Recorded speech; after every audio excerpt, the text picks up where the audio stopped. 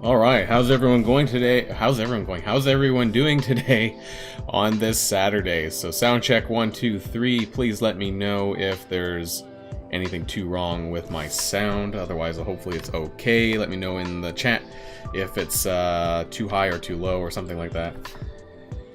Welcome to Boilon's live stream Saturday, September. Oh, not so. Whoa, I am jumping ahead here.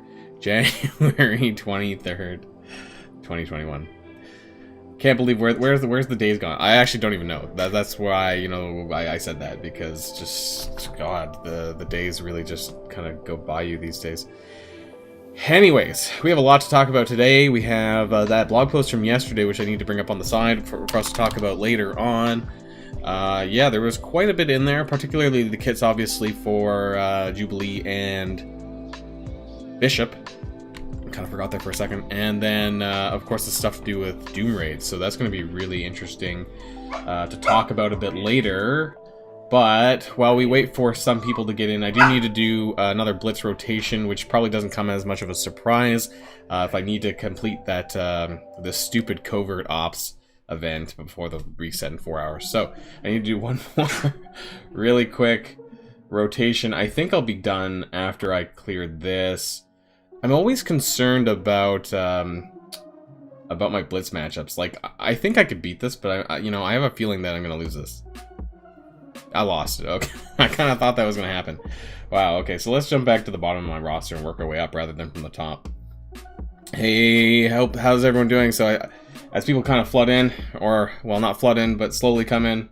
We'll just be working away on some Blitz before we get to some of the more exciting stuff. Hope everyone's having an awesome day, depending on where you are. Maybe it's already evening or late evening, or maybe even Sunday already if you're in Australia. I don't know how many people from Australia are watching me. So we start from here. Blitz team number 26. And hope for the best. Cree Minions. I find that they're some of the worst Blitz simming team here. 4 a.m. on Sunday, presumably? Has to be. So, well, congratulations on your Sunday. I'm not quite there yet. 4 a.m. That's 16 hours from me. Where's that? Is that like India? I'm not sure. That's not. Oh, maybe that is Australia, actually. Yeah, I'm not sure. That is Australia.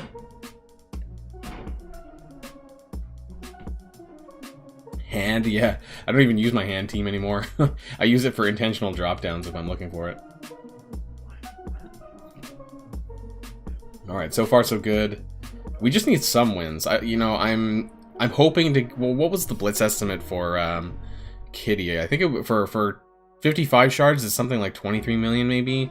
That's what I'm aiming for. Normally I can get the 100 shards, but, you know, with this covert ops stupid milestone, I'm not really able to blitz how I'd like to blitz, you know, to maximize my points. So this is really dumb. This event is really bad.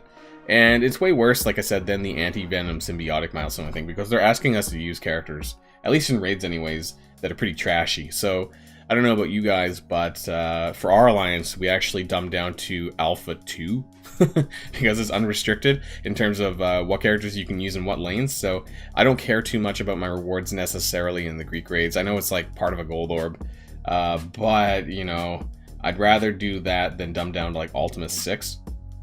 So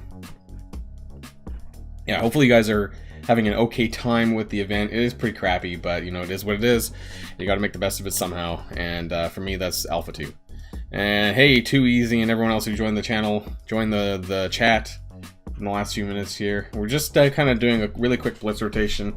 I think this will get me finished for the day for Covert Ops until the next reset, of course.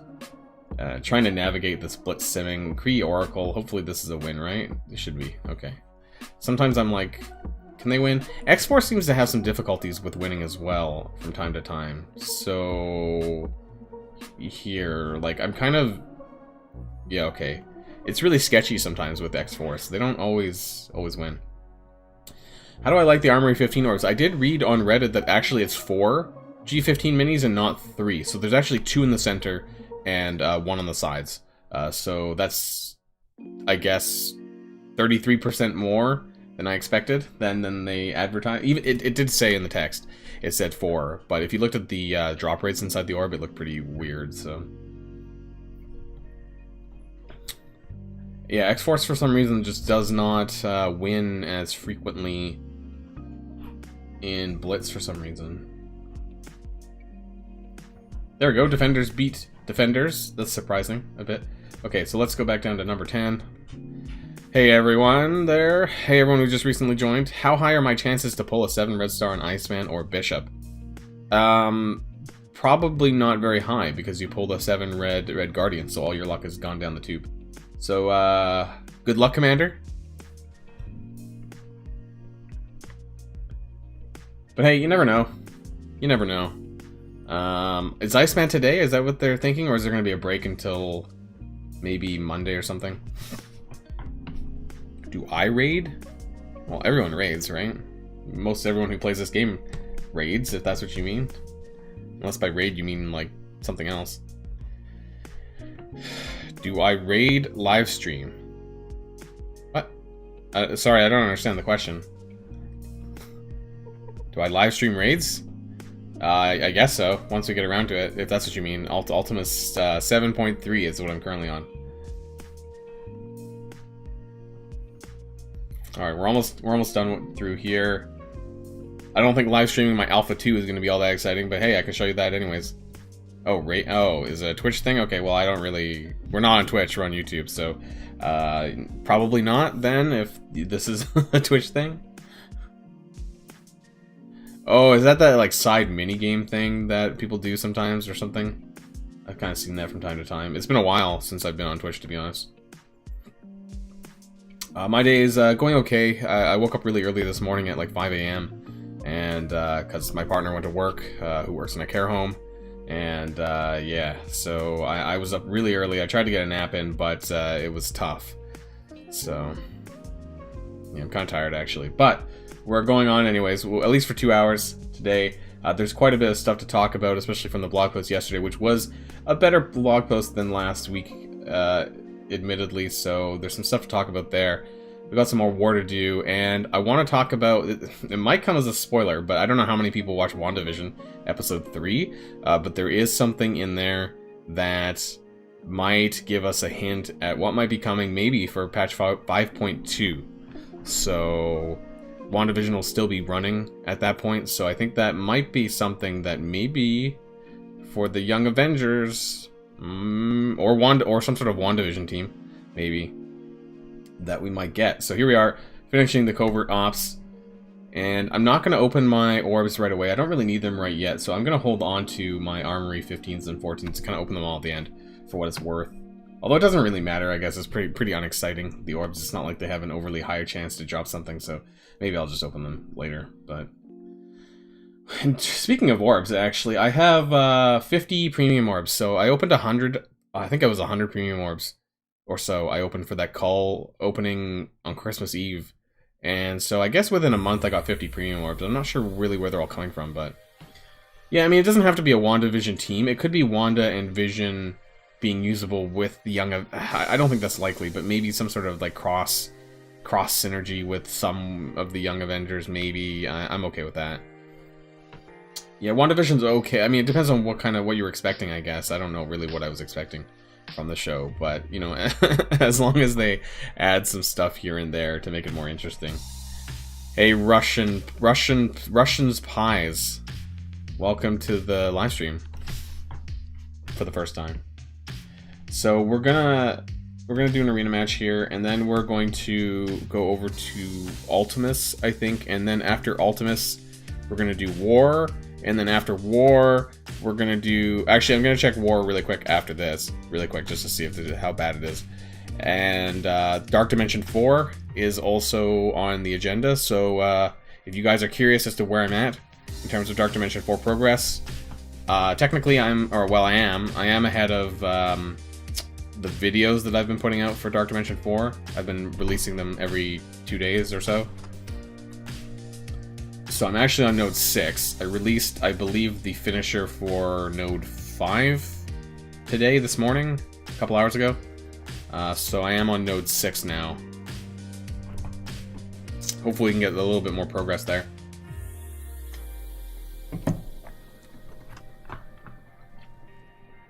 I don't really have my characters ready. I might lose this battle. Am I gonna lose? I don't know if I'm gonna die here or not. There we go. We need to flip this stuff.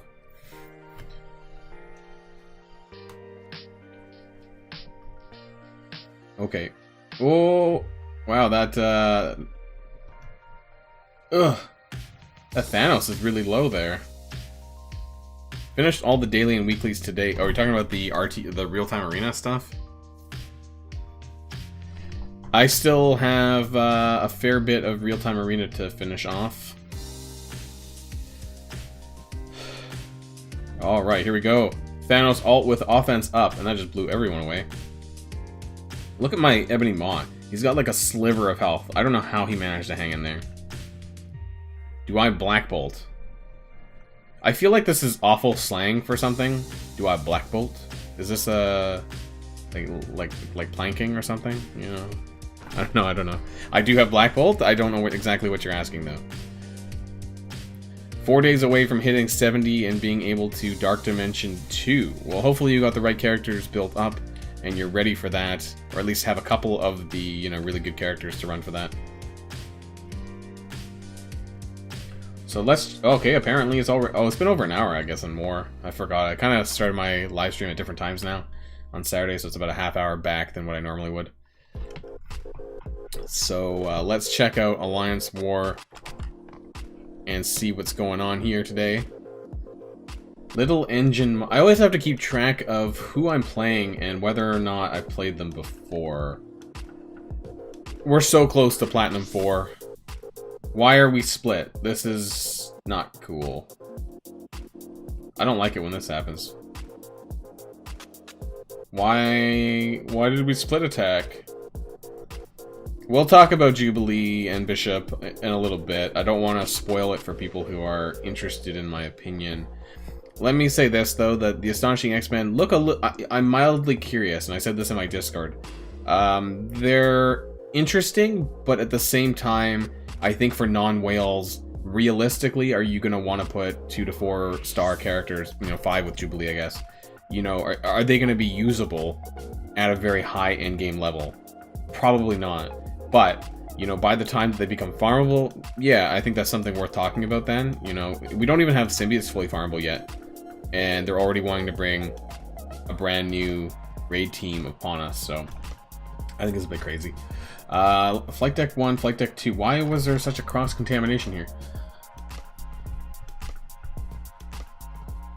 They're not that tough. And actually, well, Magneto, interestingly, I had a really interesting combo to this. Oh, no, never mind. Was it aim? No, not aim. Adjacency? Oh, Sinister Six actually does really well here, I think. So even though I normally want to try to use Sinister Six for Doc Ock, I think this is going to be a really bad war anyways, because we won the last time, and I think we won the last two. So this is probably going to be a really punishing match for us. But I want to get us... Can we use Doc Ock? 462. Now, what's interesting about this is that with Magneto, they're going to pull everyone together, and that's going to trigger Rhino's passive, which is going to shake everyone's off, and then he's going to get to taunt. So, a lot earlier. And that's going to put Mr. Sinister's clone on Rhino. So, we're going to do this. This is going to be interesting. This is a 30k punch up, but I think we can do this. Let's try it. Is Coulson worth leveling up? If you're not using the rest of the shield minions, I'm not exactly sure where you're going to use them necessarily. You could use him with the Wave 1 Avengers, perhaps, like on the War Defense, because he does have some good passive bonuses. Yeah, I think Coulson's kind of past his expiry a little bit, in some ways, though. So if he's worth leveling up, I don't know. If you need more War Defense stuff, then yeah, maybe. Anyways, let's see what's going on here in this match. So I'm expecting, there we go. So the Magneto blind, and actually, oh my god, it didn't blind Rhino. What the heck? So I was expecting Rhino to get blinded, shake it off, and then get the turn bar. So my Rhino is just that good? I didn't want him to... This kind of went backwards a bit. That's actually not how I was expecting that to go, and this causes some problems.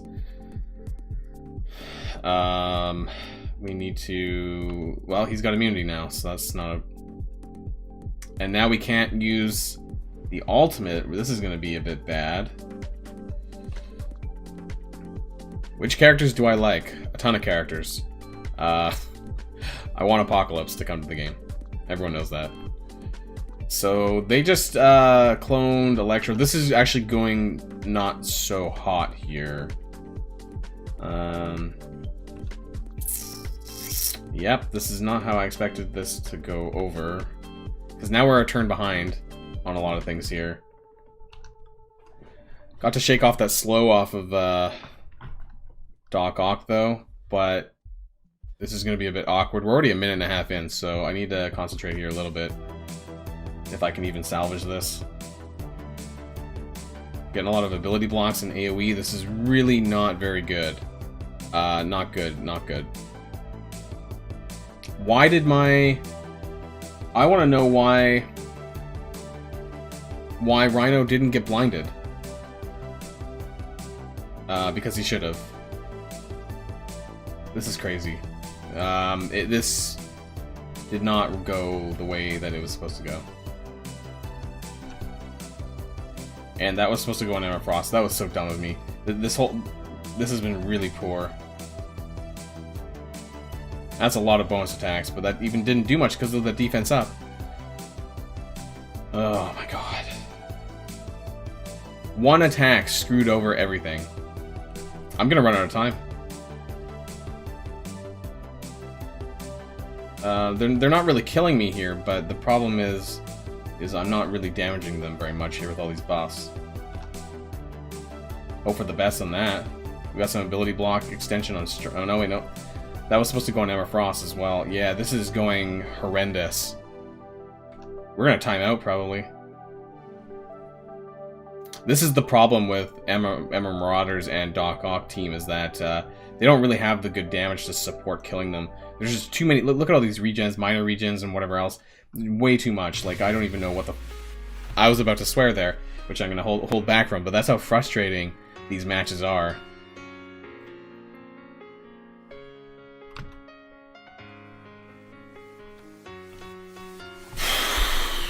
We're like doing nothing.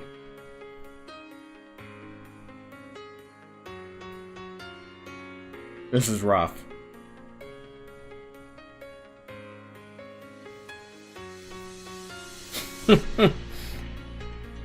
But, like, it's going absolutely nowhere. And then we got another clone. Great. So, I realized that Electro clone got killed, but now we have a Doc Ock clone, so... Nah. Nah, this did not... You know what? No. Not doing it. That was embarrassing, and frankly, all because of one move. Had Rhino got blinded like he was supposed to... You know, I don't know, maybe it's because Magneto's only 77k and my Rhino's like 90 plus? No, I don't know. My Rhino's...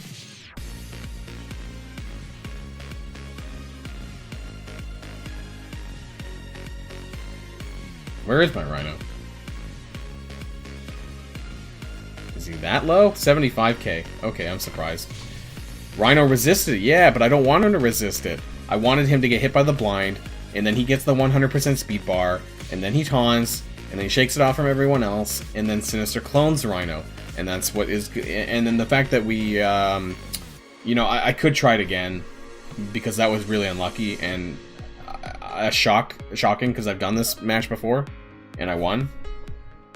But that's really annoying. Ideally, I'd like to get through it, and then I just feel like we're wasting a lot of time here on doing. I don't like it when they double dip on different flight decks, and that's probably because I wasn't around to tell them what to do. Normally,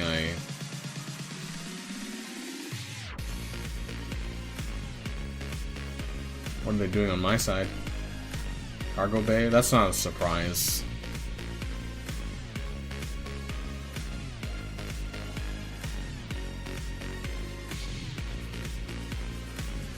Oh shit, we have a shield officer? When did that happen? Hey Strider, going well, thank you very much. Or sort of going well. Alliance War is being a bit of a crapshoot so far. I need to get on it with someone in my alliance for not setting up their war defense. Hey.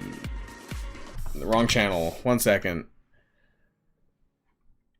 Who was that? I forgot.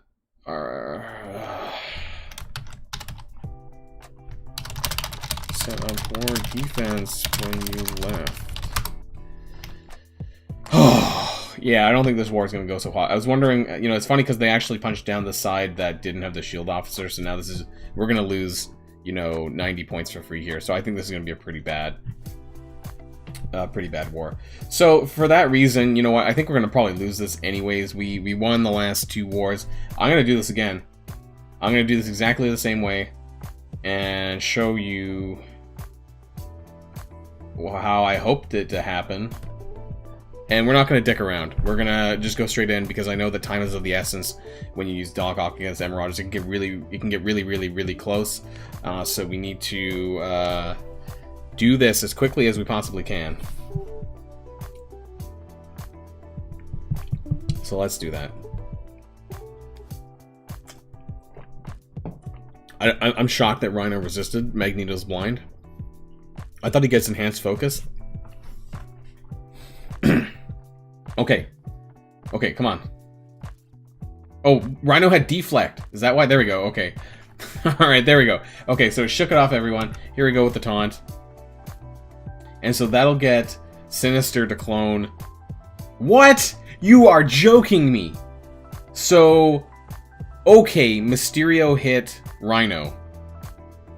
And cleared the taunt. Oh my god. This game hates me today.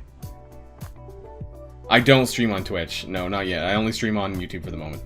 I mean, I guess we're not getting... who got cloned? Actually, they're not even there yet. But we can... I guess... Oh, okay. Not even land disrupt on Strife. This is just awful. Who's getting cloned? Swarm. Oh boy, here's extra bleed damage. Okay. Here we're taking more damage. What we can do, though, is try and land the ability block on Sinister for 2 turns, so he's not going to do the heal. We might be able to get Sinister down. Although, Strike's going to taunt, actually, right here, but We might be able to still get through. We might be able to pull through here. The bleed damage is unfortunate, but it is clone bleed, so it's not going to do too much damage. That ability block is the only issue, so that is actually a big problem. So even though we're all together, actually, but we did get a blind on Rhino. It shook off some buffs, debuffs. Triggered another taunt.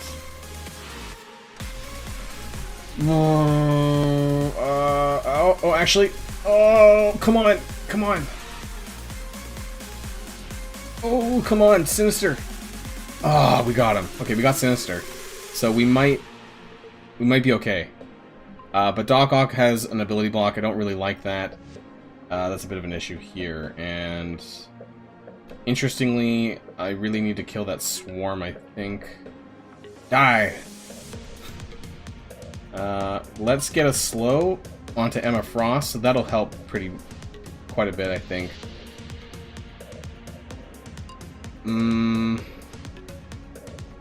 There we go, we got a block. Okay, that's good. Cleared the taunt again. Stupid swarm. I know I shouldn't be wasting my damage on swarm, but there. We need to get does Strife doesn't taunt off Magneto, does he? I meant to hit the alt. That was the wrong button. Die, Magneto. Oh, he does taunt. Does he taunt off the mutant villains? It must be a mutant villain taunt. Can someone correct me on Strife's kit a bit?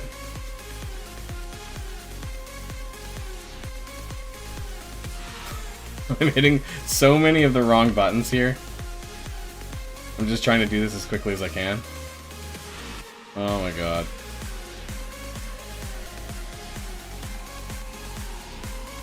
Oh, come on, just get this Magneto down.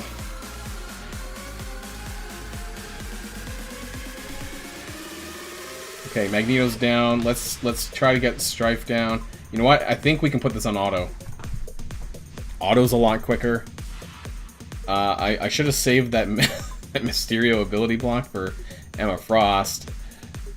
We just need to go a lot quicker than this because really time is of the essence. And like I said, this is one of the toughest matchups only from sheer... you know, I love Doc Ock. I really love Doc Ock, and I hate Emma Frost for that. Let's take off ability block auto really quick, and I should have... No, it doesn't matter there, actually. There we go. So we got Mystique down, or we got Strife down. Oh my god. Okay, we're just gonna work away here. The blinds are gone, so that's fine. I'm gonna put this back on auto again. 35 seconds. 35 seconds. No, she just gave herself a 140k armor barrier. That's just bonkers. You know, at the very least, I'd like to kill everyone else. Okay, one left. Come on. I don't think we're gonna make it. 15 seconds? Nope. I don't know. We got slow, but it doesn't matter. I don't think we have the damage.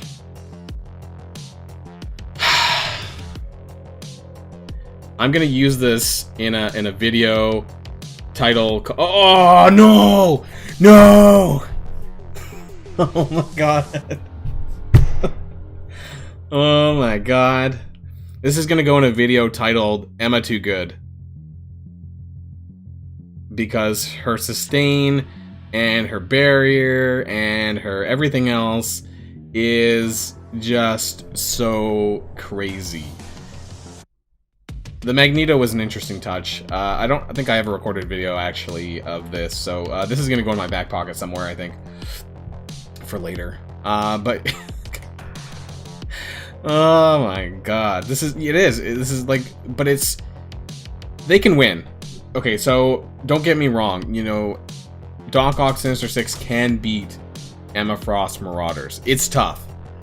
It's not the easiest matchup compared to maybe Black Bolt or Inhumetron and these other combos. They can do it, but it's very time is really of the essence. Sinister Six has a lot of sustain. Their damage is okay, but in terms of fighting against teams like this, teams built up this high, it's rough. You know, completely doable. I've won it before, but you know, you get really close to the timeout. Is it worth it over another team? I don't know. I probably should have saved my Doc Ock team for a Black Order, you know, where I can win a lot quicker. I just wanted to see if I could do it, and I kind of did it. It wasn't a full win. I think if we had maybe an extra 10 seconds, I think I might have won. But that was a punch-up, so that was a 30k punch-up. So if my team was across the board a little bit heavier, you know, that I probably would have had that little extra bit of damage, or if they were gear tier 13 even, probably would have had that extra damage that I would have been able to clear that. So unfortunately, that didn't go through, but we got really close. So I'm not gonna say I'm happy, but I wanted to show you guys that it is possible. I think it could have been won, but I didn't. Yeah, maybe I should have autoed more. The only problem with the autoing, the issue with autoing is when Mysterio gets a special backup around, and if any of your characters are blinded, then realistically you don't want to waste some of your attacks. I think I probably misplayed it a couple times there, hit the wrong button. Maybe that might have made it a bit of a difference on the damage. And if we had ability blocked Emma Frost with Mysterio, that might have gone the other way. But it is what it is, and yeah, so hope you enjoyed that. I sure didn't, but that's okay. That's Emma Frost for War. Marauders is one of the biggest pains in the ass to fight on War defense. They're really good, you know, but the sustain is really high, and if you don't have the right team, it can be really tough. There is a couple of counters out there. But yeah, they are a very, very, very, very tough team to beat still. And the thing about Marauders too, and not to go too long on about this, but Mr. Sinister and Emma Frost are some of the most built up characters in the game because most people recommend them. So, you know, I have a tier 15 Sinister, for example. I'll probably at some point have a tier 15 Emma Frost as well. The other ones, you know, you can build up on the side, but, you know, they're full of characters that are meta. More so than other War defense teams other than Black Order, for those people who put Black Order on War defense. But yeah, so you know, this team is always going to be tough to beat because of the meta existence of these characters, and they're just going to keep getting stronger and stronger and stronger. So you're going to need a team to beat them, and realistically, the best team to beat them is probably some sort of Ultron combo. Inhumetron, Powertron, those are really good. Take them out. Black Order is okay, and X-Men team sometimes can actually beat them if you use if you sub out Wolverine and put in like Ultron, I don't know, X-Tron. Something, it's always something Ultron. I actually heard if you put a really heavy Baron Zemo in place of Wolverine on your X-Men team, that can actually make a big difference as well. But that would possibly breaking up two teams, maybe. Anyways, that's the end of that. That's pretty embarrassing, but you know what? I'm gonna tell people to kill this because Asgardians aren't that tough to kill.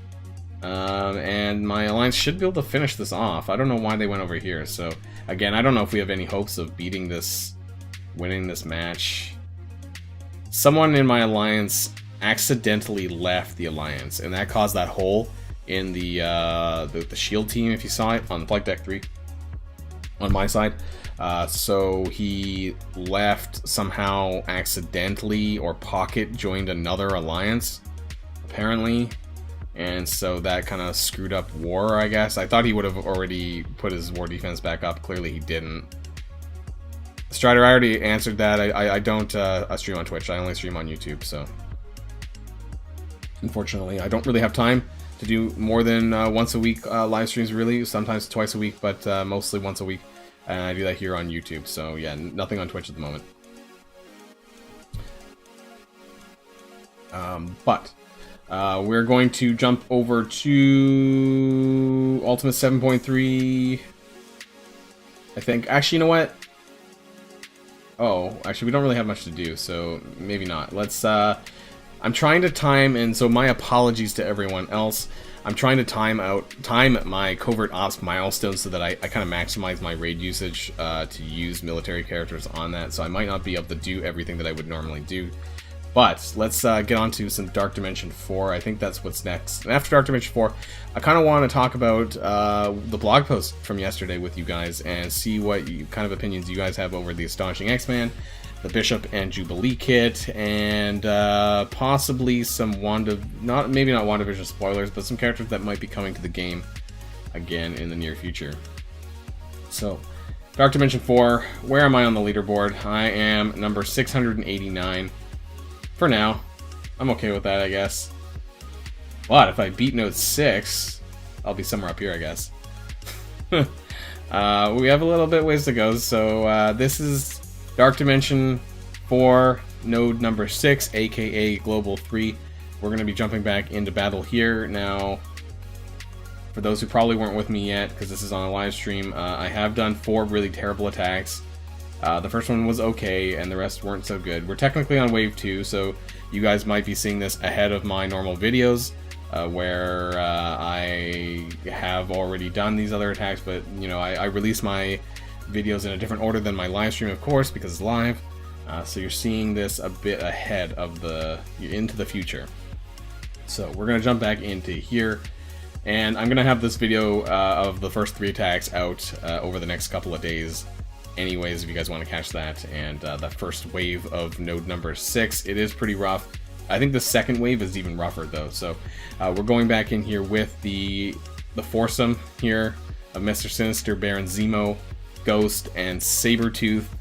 So yeah, Sabretooth doesn't really do too much. He's kind of like a meatbag there with maybe like 300k health just to soak up a little extra damage. My alliance is 65 million, we're in gold 4, constantly getting punch-ups in the... Yeah, well, it's really rough, you know, war... I'm not going to talk about too much on war in this segment here, but alliance war is really rough. Sometimes on the matchmaking is not very nice, so my condolences to you for that. I've definitely seen these kind of egregious matchups, and it's not very nice.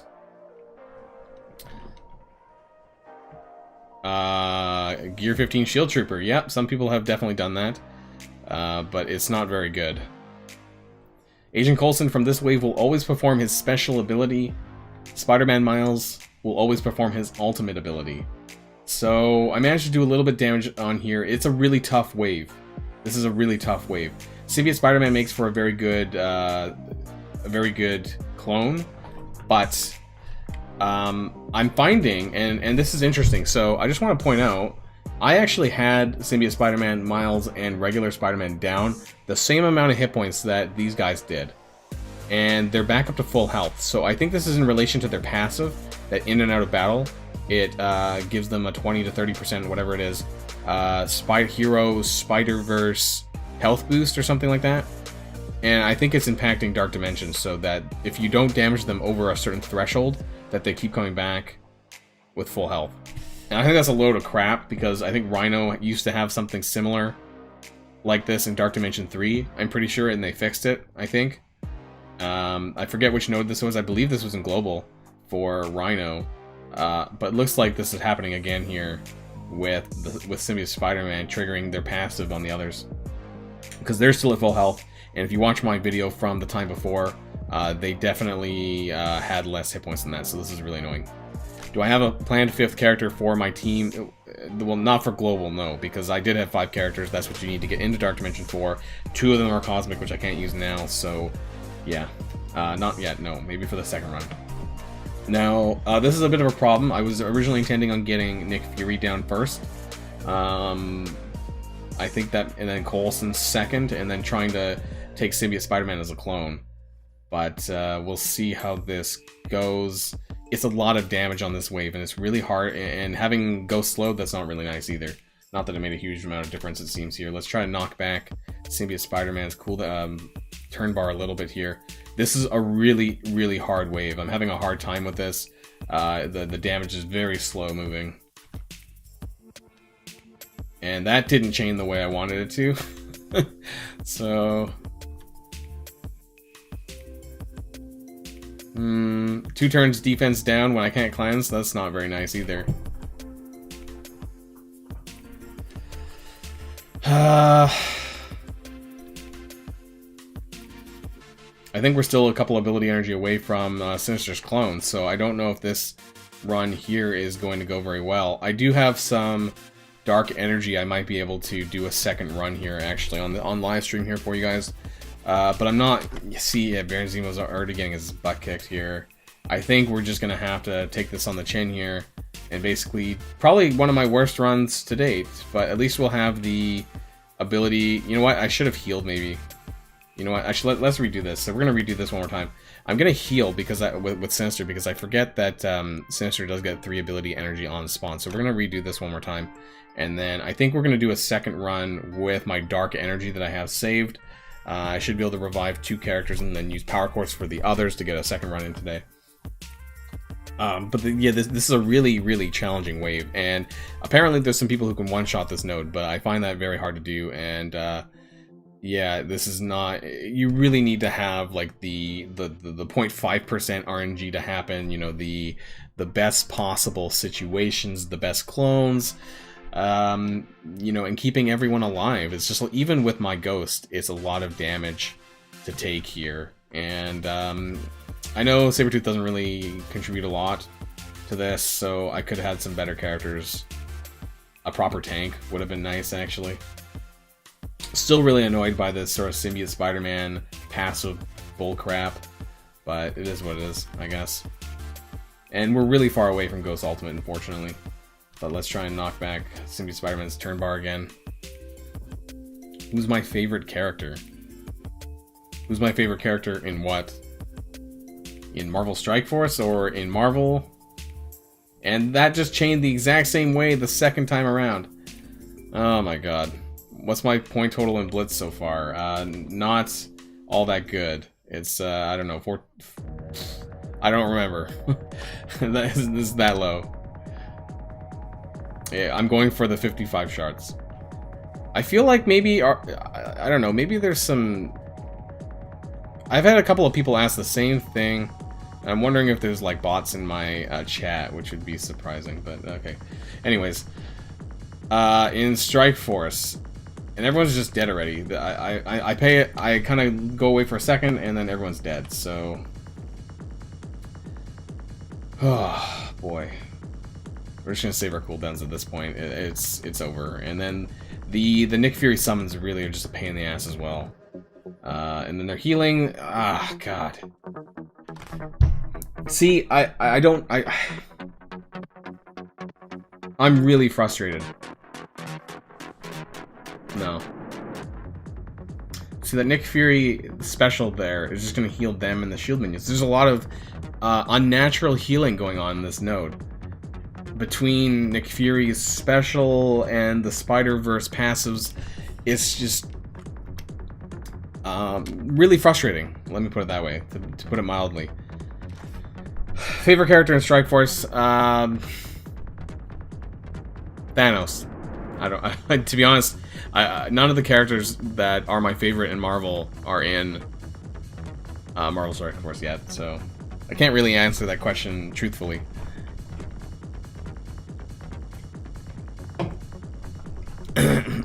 But, sorry, maybe one day. Well, maybe one day we will. Honestly, I don't even know what I hope to achieve in this wave. I'm not sure if I can really get anything better.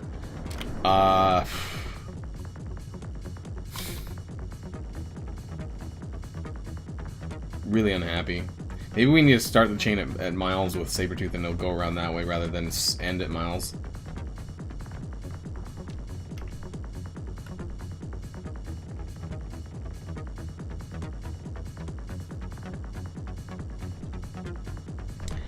I don't know.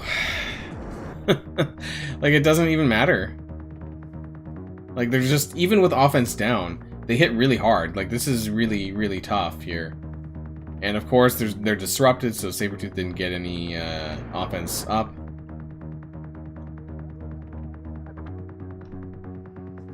Favorite character in the comics? I'm pretty sure I already answered this as well. I said Apocalypse. Apocalypse is one of my favorite characters that I hope comes to the game. I do feel like I'm repeating myself a couple of times here on livestream today for some reason. Am I close to having 4 characters for Cosmic? No. And look, they're dead again already. God.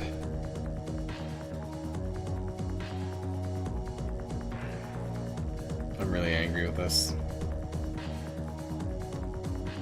Well, they're gonna special again. I don't think there's anything avoiding that. I don't think I can get away from this. So this is like a real crapshoot run. I don't think I could have done that any differently.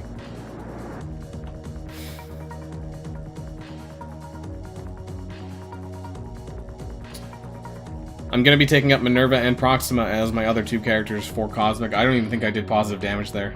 I think it says 1.1 million damage, but I'm pretty sure it went backwards for enemy health on this wave, so...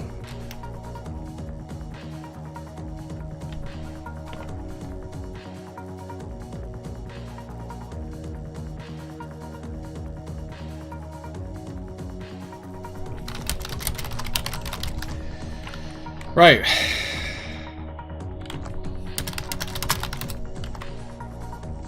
Well, let's... Actually, we only have enough for one, but hey, let's do it anyways, I guess. This is ridiculous.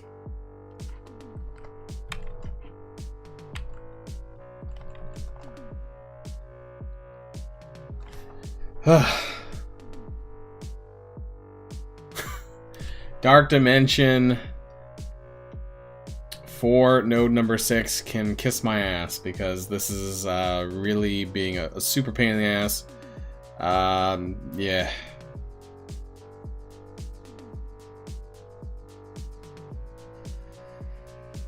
No, it's fine, Strider. I just I'm seeing it's just weird, because I guess this is the first stream where everyone's asked the same question over and over again. That's all. It's nothing against you or anyone. It's just some mild frustration here with Dark Dimension 4. I really don't seem to be doing much progress on this node, and Nick Fury is healing a crap ton of healing on these other shield characters. Luckily, Nick Fury doesn't actually heal Agent Coulson, so I'm glad for that, but this seems to be quite challenging in terms of that everything else. Finish Dark Dimension 4 Cosmic and Hela is a must. Well, congratulations that you're done through Node 9, then you're on your way to getting Dr. Doom. So, congratulations yourself. Again, I don't really know. We don't have a lot of cooldowns, and this is kind of the most important thing here. And I think that this is just really, really, really rough. I just don't remember having this hard of a time on any other node. If you check the if you check all the footage of all my, I finally have a clone here, and Ghost is dead. When did Ghost die? Like, there's no point. I'm gonna have to redo this. When did Ghost die? Clearly, I'm not paying attention to my own runs. I'm wasting 150 cores on this, and clearly, I need to pay more attention to my run.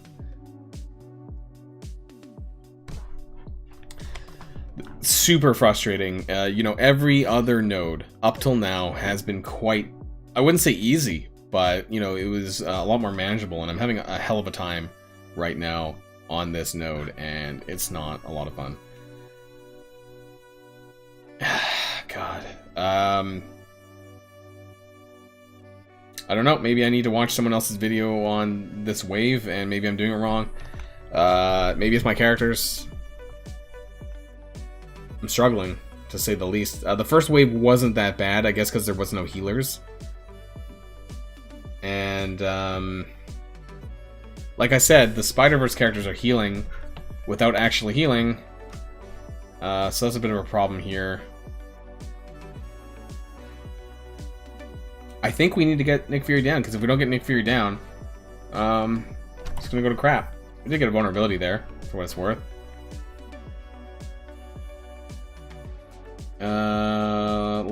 Can we get a slow? I would have preferred to get a slow on Nick Fury there.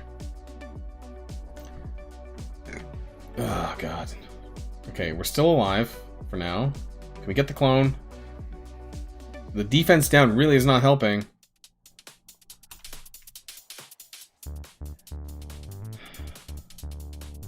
Favorite movie is Avengers, because without the Avengers we wouldn't have all this MCU and Marvel Strike Force stuff. Let's get this clone in.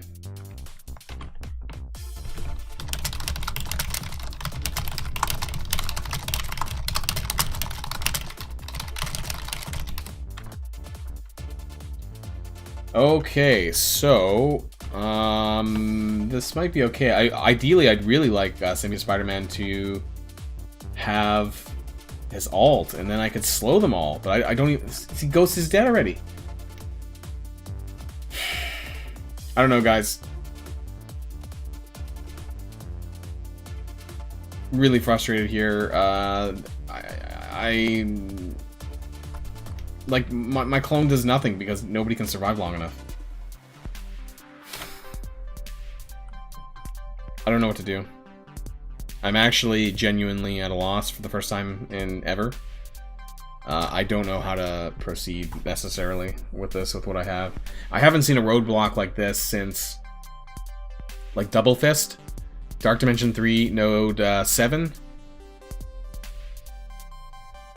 No, the cloning Fury doesn't give me a heal because he only heals himself, I think, and other shield minions. It doesn't. It's not going to heal the rest of my guys. I would get a defense up, but I don't think he can do that on the first turn. It's the second turn, so I would have to survive long enough to get that far, and I don't even get that far. With the defense downs, with Symbiote Spider-Man and Ghost offense down, you know, Ghost offense down doesn't seem like it's even doing anything, frankly. You know, it's landing, right? Because it just doesn't seem like it's doing anything. At least Baron Zemo is cleaning cleaning up some of these starting buffs.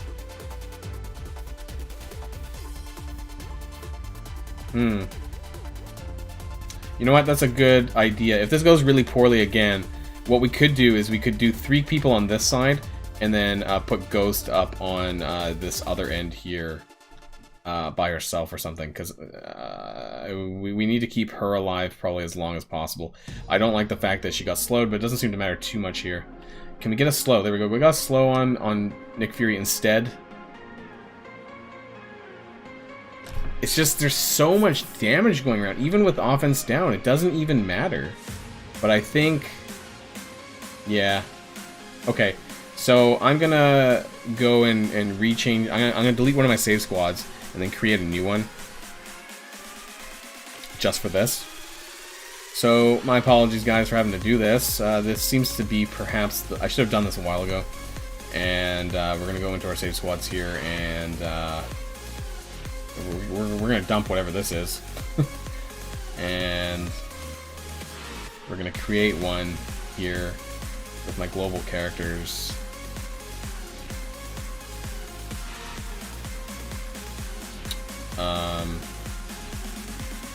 Zemo, Sabretooth, Phoenix, because it doesn't matter. Sinister and Ghost. So if we save this over here, then we load that back in over here, and this should be how I want it, right? Let's reload this one here. Okay, so this is probably how it should have been to begin with.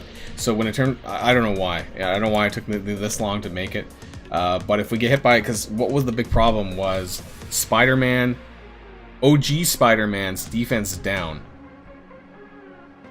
So if we can get OG Spider-Man defense down to hit only Ghost, and Ghost dodges it, I think we might be okay. So this is going to be an RNG crapshoot to the max. We're going to have to play this over till we get this to happen. Unless I already missed it, but I'm pretty sure he did that on this round. So if we can get that set up, that way the rest of my characters won't have defense down, and they should live longer. That's the hope. So yeah, I mean, I've had a good time with Dark Dimension 4 up to now, and now it's starting to get really frustrating. I don't know if it's just this wave 2, and you know, we still have 38 more 30 more enemies after this wave. But yeah, not fun, guys. Not fun at all. So I took that was a lot of damage. Okay, well, didn't even get that far. I feel like Ghost is being unfairly targeted, just like when Minerva used to get unfairly targeted in other modes. Maybe that's just me.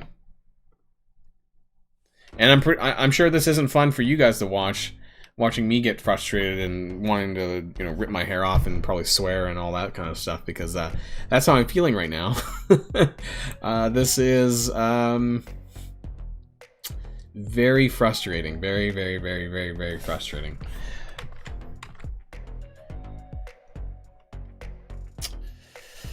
How are you guys doing? Hopefully you're having a better a better last 30 minutes than I am. This is like yeah, like I said, I haven't really had this problem since Dark Dimension 3 Node 8. That's a good one actually. That's not a good one, but that's Falcon, what I call the Falcon trap, with Falcon's special, the turn bar stuff. Like that's really annoying too.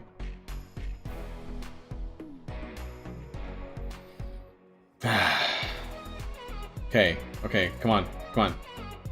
Okay, we're still alive. We got slow and a defense down. Okay, that's not what I wanted.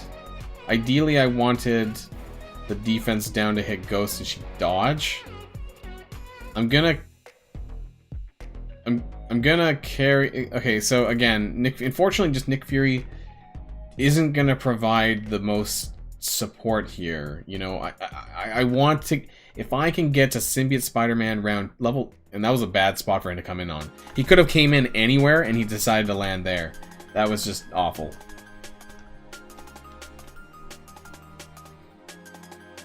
Okay. If we can get to his second turn, then he can stun somebody, and then he... Oh, okay, well, it resisted, but now he's slowed. So Symbiote Spider-Man has his ultimate up, it seems, so that's not good either. I'm gonna let this play out, but Symbiote Spider-Man is... Nope. Nope. Nope. That didn't work. So something happened there.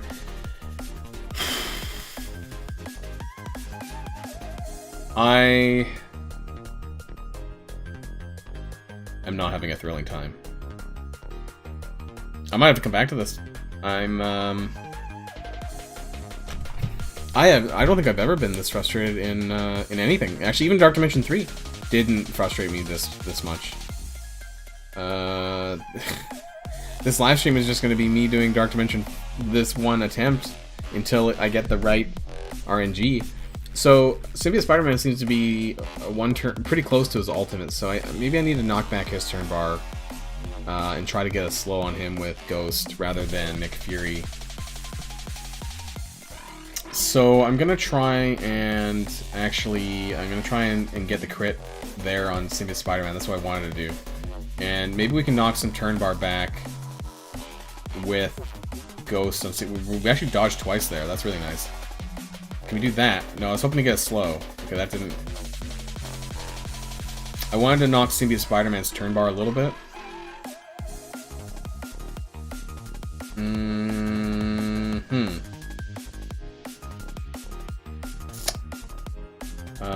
Nobody slows though, right? I mean, slow is super important. I can't tell you how important slow is. If Symbiote Spider-Man could get the clone, could get to his ultimate, we might be somewhere. And if I could stun somebody...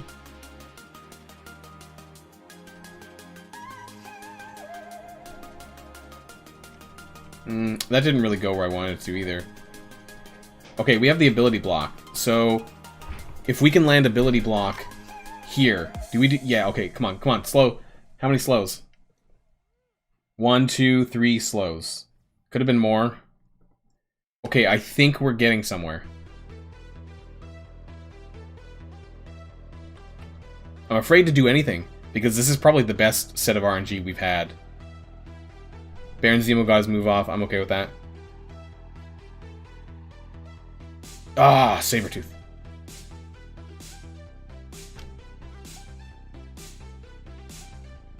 This is probably the best RNG maybe we've had so far.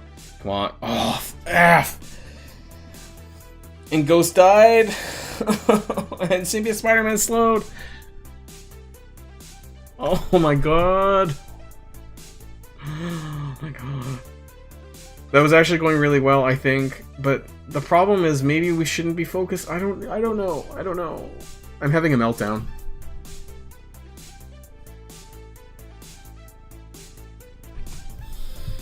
I need to avoid Symbiote Spider-Man's ultimate. Symbiote Spider-Man's ultimate needs to be avoided, but I'm trying to focus damage on Nick Fury. Why can't I get to... Who's slowing my characters? Is that Agent Coulson? Why am I... Slow is bad. Slow, bad.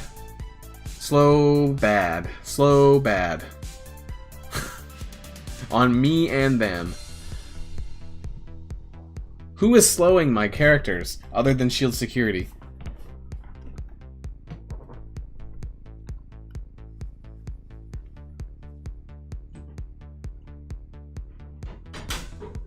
Okay, we got a crit. We got a slow. See, I want Nick Fury to take the damage. Nick Fury needs to be the one taking most of the damage here. Otherwise, I'm not making any progress, really. So... And Loki's back, by the way, so... he was out for a walk for a little while, so he might end up getting a bit hyper. Okay, so here's the question. Would cloning Nick Fury make any difference at all? I could summon some minions, and they would absorb... I don't know, some chain attacks, maybe? But... is that going to make any difference? I don't know. I mean, I guess I could try... that was actually a better spot for Symbiote Spider-Man than any other time I've ever summoned him. Okay. Did that land? Okay, we got 2 turns of slow on Symbiote Spider-Man for what it's worth. Baron Zemo never seems to stay alive long enough.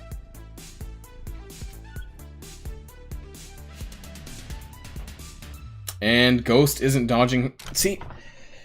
And then things fall apart when Ghost dies. I don't know how to... oh my god. It's not even worth... I don't think that's worth continuing. I'll try Nick Fury. Ghost does have low HP. Looks like Loki's got the zoomies. He's running around the house here. Running around the floor behind me. Hopefully he doesn't eat my green screen. He likes chewing on my green screen. You're right. You're definitely right. Sabretooth really isn't adding much there, so that's probably my fault there, and I'm kind of running this at a disadvantage. But I'm finding myself just struggling to even getting damage out, you know, like, other than Ghost Drain. But it feels like for every time Ghost gets a Drain on her ultimate, Nick Fury gets a special and just heals back all the hit points that I've already done. So I'm not really getting a lot of net positive damage here, and this is the frustrating part. Like, honestly, I've probably been at this for the last half hour, which is probably more than I've ever done on a Dark Dimension run, with minimal progress. So... and that didn't crit, so I don't know if that's going to make a huge difference.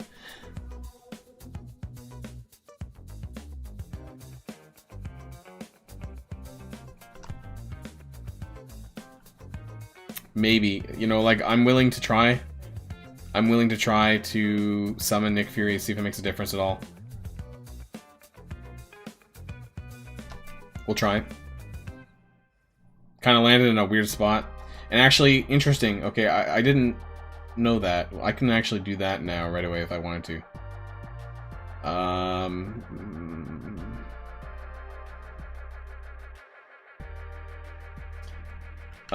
Maybe. You know, hey, we're gonna apparently get 2 turns of defense up and slow, or speed. Maybe I might survive long enough to get somewhere. Okay, we really need to ability block Symbiote Spider-Man. We need to stop him from doing that ultimate move. But unfortunately, actually, we got to 4 chains. That's actually not too bad. And let's try and get the double basic there.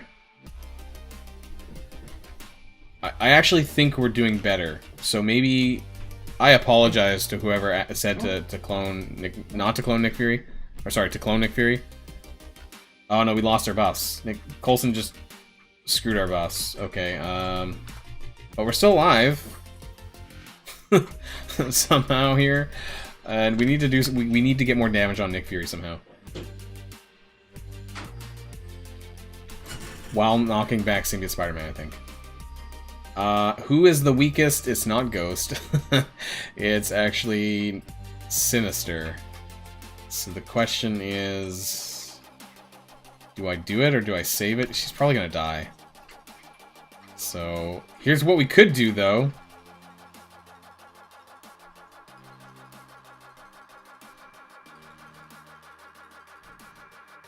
We could apply stun on... Okay, that was dumb. That landed, though.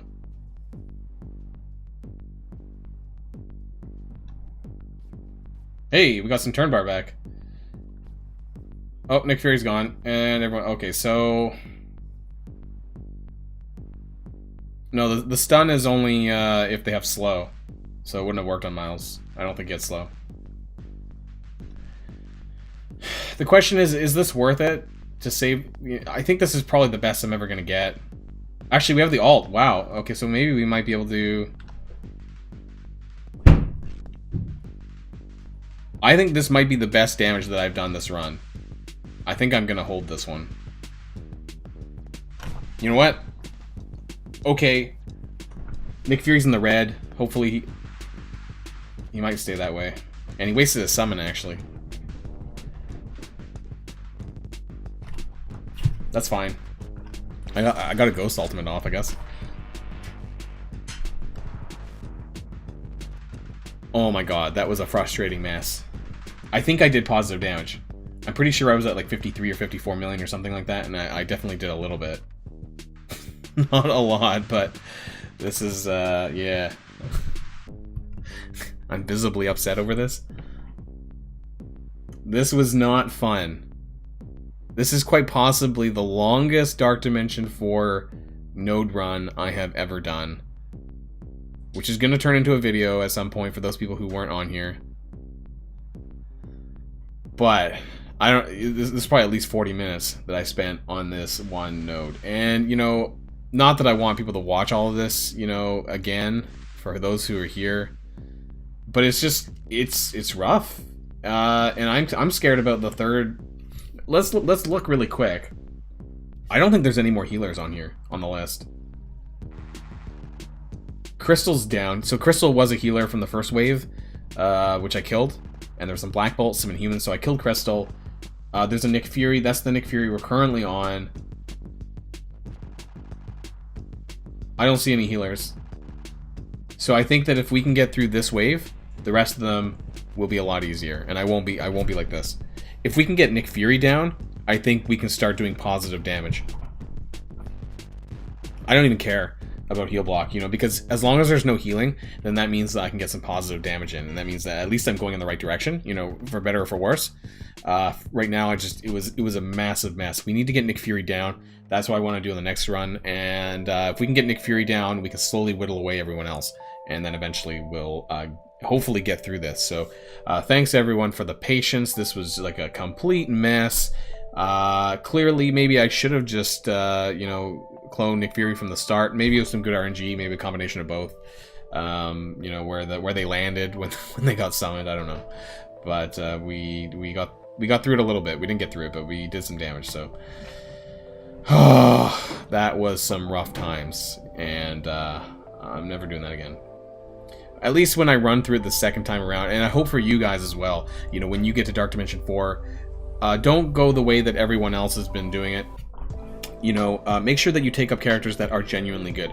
And Sabretooth, you know, he is not he's probably like top 5 worst characters you want to bring into Dark Dimension 4, but he was really cheap, and it made it so that I didn't have to wait too much to go into Dark Dimension 4 Global. So, yeah, when you guys are going through it, though, make sure that you actually have a solid 4th character.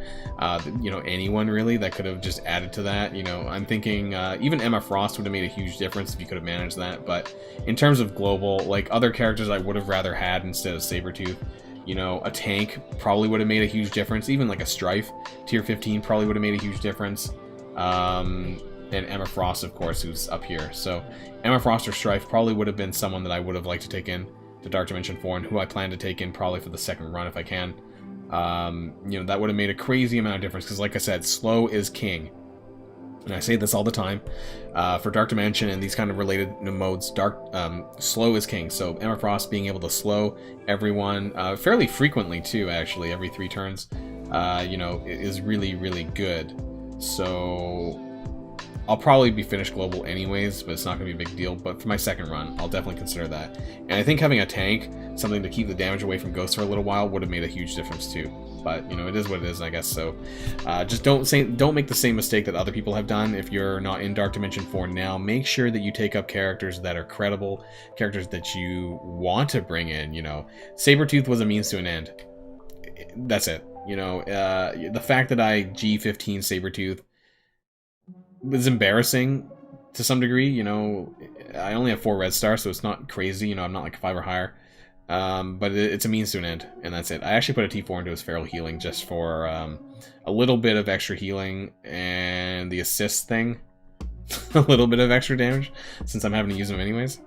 But otherwise, yeah. Okay. Alright, time to talk about Astonishing X-Men, though. And we'll look at first the characters that we do have available to us right now. Although I realize actually it's probably best to look at it at msf.gg rather than here. So let's do that. Here. Oh wait, hold on. Here. Okay. Actually, that's the blog. But okay, let's go through the blog anyways, really quick. I'm sure that you guys have already read this, but I want to know what your guys' take are on the Astonishing X-Men kits. So let's go through Jubilee really quick here. So most of this, what we found out is the basic. This is actually pretty good. Primary target for 290, 70% chance to blind. Actually, I have the photos. Where are my photos? Hold on. I have the photos from the strike time. Let me bring that up actually really quick here as well. So this is actually what it looked like in... So this is the basic firework blast. This is what it looked like in the strike time video. So as you guys can see here, that the T4s adds 20% chance to blind. So if you don't have the T4s, it's only 50% chance to blind. So which isn't very good. And unfortunately, it's only guaranteed in raids. So I'm kind of disappointed about this one. Not sure about how you guys feel about that. You know, I don't think it would be that OP if it was 100% everywhere. She is a legendary character, and it's only on basic. She doesn't have blind elsewhere in her kit. So I don't see why they couldn't have just added this to outside of raids. You know, I don't know if that would have really countered any particular team just for having this on the basic, but... And then I want to bring up the special. I have actually photos of all of them. So this includes the T4s as well. So it kind of gives you an idea of whether or not you actually need the T4s. So looking at the difference between level 6 and level 7, this is the special where all of the Astonishing X-Men team kind of like gang up on one character. So if you have level 6, it's only offense up to self and 1 random Astonishing X-Men ally. So that's a total of 2. So you need the T4s because then it goes to the whole team. So you go from 2 to 5 with the T4. So this is really important. And the assists also isn't from all X-Men either. So I think you're going to want to, if you are someone who's going to be getting Jubilee in the next patch, then I think that you're going to be wanting to get this T-Force here as well. And then her ultimate, which I have here as well. I don't know if you actually need to put the T-Force in here. It's just damage, but it is a lot. So 100% damage to primary target, 50% to secondary, and then 20% piercing. So I guess that goes from 300 to 400, which is a fair bit of extra damage. So if you do, I mean, she is getting unlocked at 5-star, so if you have like 5 yellow, 5 red on her, if you happen to get that, then you're probably going to want, realistically, I think on all of the legendary characters these days, you kind of want to max them out. I have Doc Ock maxed out, but I guess there is a priority in terms of what you want to do. And then finally, of course, her passive here, Mallrat, fill speed bar, but I don't know if you need this necessarily. This isn't a huge priority in my opinion. You do get 10% max health, which is good, but it's not as great as like say 20 or higher. And it's only in raids. This damage part is only in raids, so it really depends on where you're going to be using her, which of course is probably going to be in raids, but I don't know if this necessarily is the highest priority T4s here. And I must say, actually, you know, for as much slack as I've been giving for Jubilee, I do like her model. I think her model is a really good nod. I have a really good nod to the '90s X-Men cartoon, which I've been watching a lot on Disney Plus lately. And yeah, so I'm actually quite happy with the anime. I'm always happy with the animation side of things from the game, and I think that is something that should be applauded. I think their animation team is really, really good, and yeah, I think they look great. And same with Bishop. While we're here, I have a photo of Bishop here. Really love Bishop's photo. His model. I think Bishop is really, really awesome. He's really cool looking, and in terms of his kit, I mean, we'll look at it on the blog post here, and I think it's actually not too bad. And let's just sort of remove all these photos here and go through. We'll just skip down to Bishop because we just saw most of this on the photos there for Jubilee. So Bishop, I mean, he is a blaster. He's basically like a better Cable to some degree. You know, he is a cosmic blaster like Cable. But the base, unfortunately, you kind of really do. You don't necessarily have to have Jubilee, but his damage is going to be hampered a little bit by not having Jubilee. There is a couple things that, you know, I was talking about in my Discord that I'm not sure what it means exactly. So I was wondering with this basic with Beam Shot here, it says gain +1 counter up to a maximum of 4. Why do we need counter though? Because if you scroll down really quickly to his passive, it says this, gain 100% chance to counterattack. So I don't know what you guys think here, but I was wondering if this only occurs during this. So the text comes after this. While this character has taunt, gain 20% damage reduction, and then it says gain +100% chance to counterattack. So is he only 100% chance to counterattack while he's taunting? It doesn't make this exactly clear because it's just regular bullets, you know, one after another. So it almost makes it look like it's separate, like everything's separate. You know, maybe this is together. I don't know. Because it makes me wonder then the basic is sort of redundant here. If it is 100% chance to counterattack, then why do you need counter stacks? Which actually could make it worse because those counter stacks could get flipped. So yeah, I don't know. Let me know in the messages what you're in the chat, live chat there, what you guys think about that. The special retaliation laser, he has some really, really low cooldown, so I think this is really cool. Energy cost 3 out of 3, attack primary target for 300% damage. If Jubilee is an ally, gain offense up, attack primary target for 400% damage instead. Offense up and defense up to Jubilee, so, and it always crits. So damage wise, on such a low cooldown, I think he's got some potential here. I think that there's quite a bit of damage. Of course, it's even better if you have Jubilee as an ally. 300%, I don't know if that's very high for an ability. You know, without Jubilee, the 400% makes more sense. And then the ultimate is 270 if charged, attack for 540%. This is a lot. So this is going to be dependent on how often he's getting hit, because he gets charged when he gets hit. So you're going to want to time this properly, that at least he'll have this on his turn when he's charged.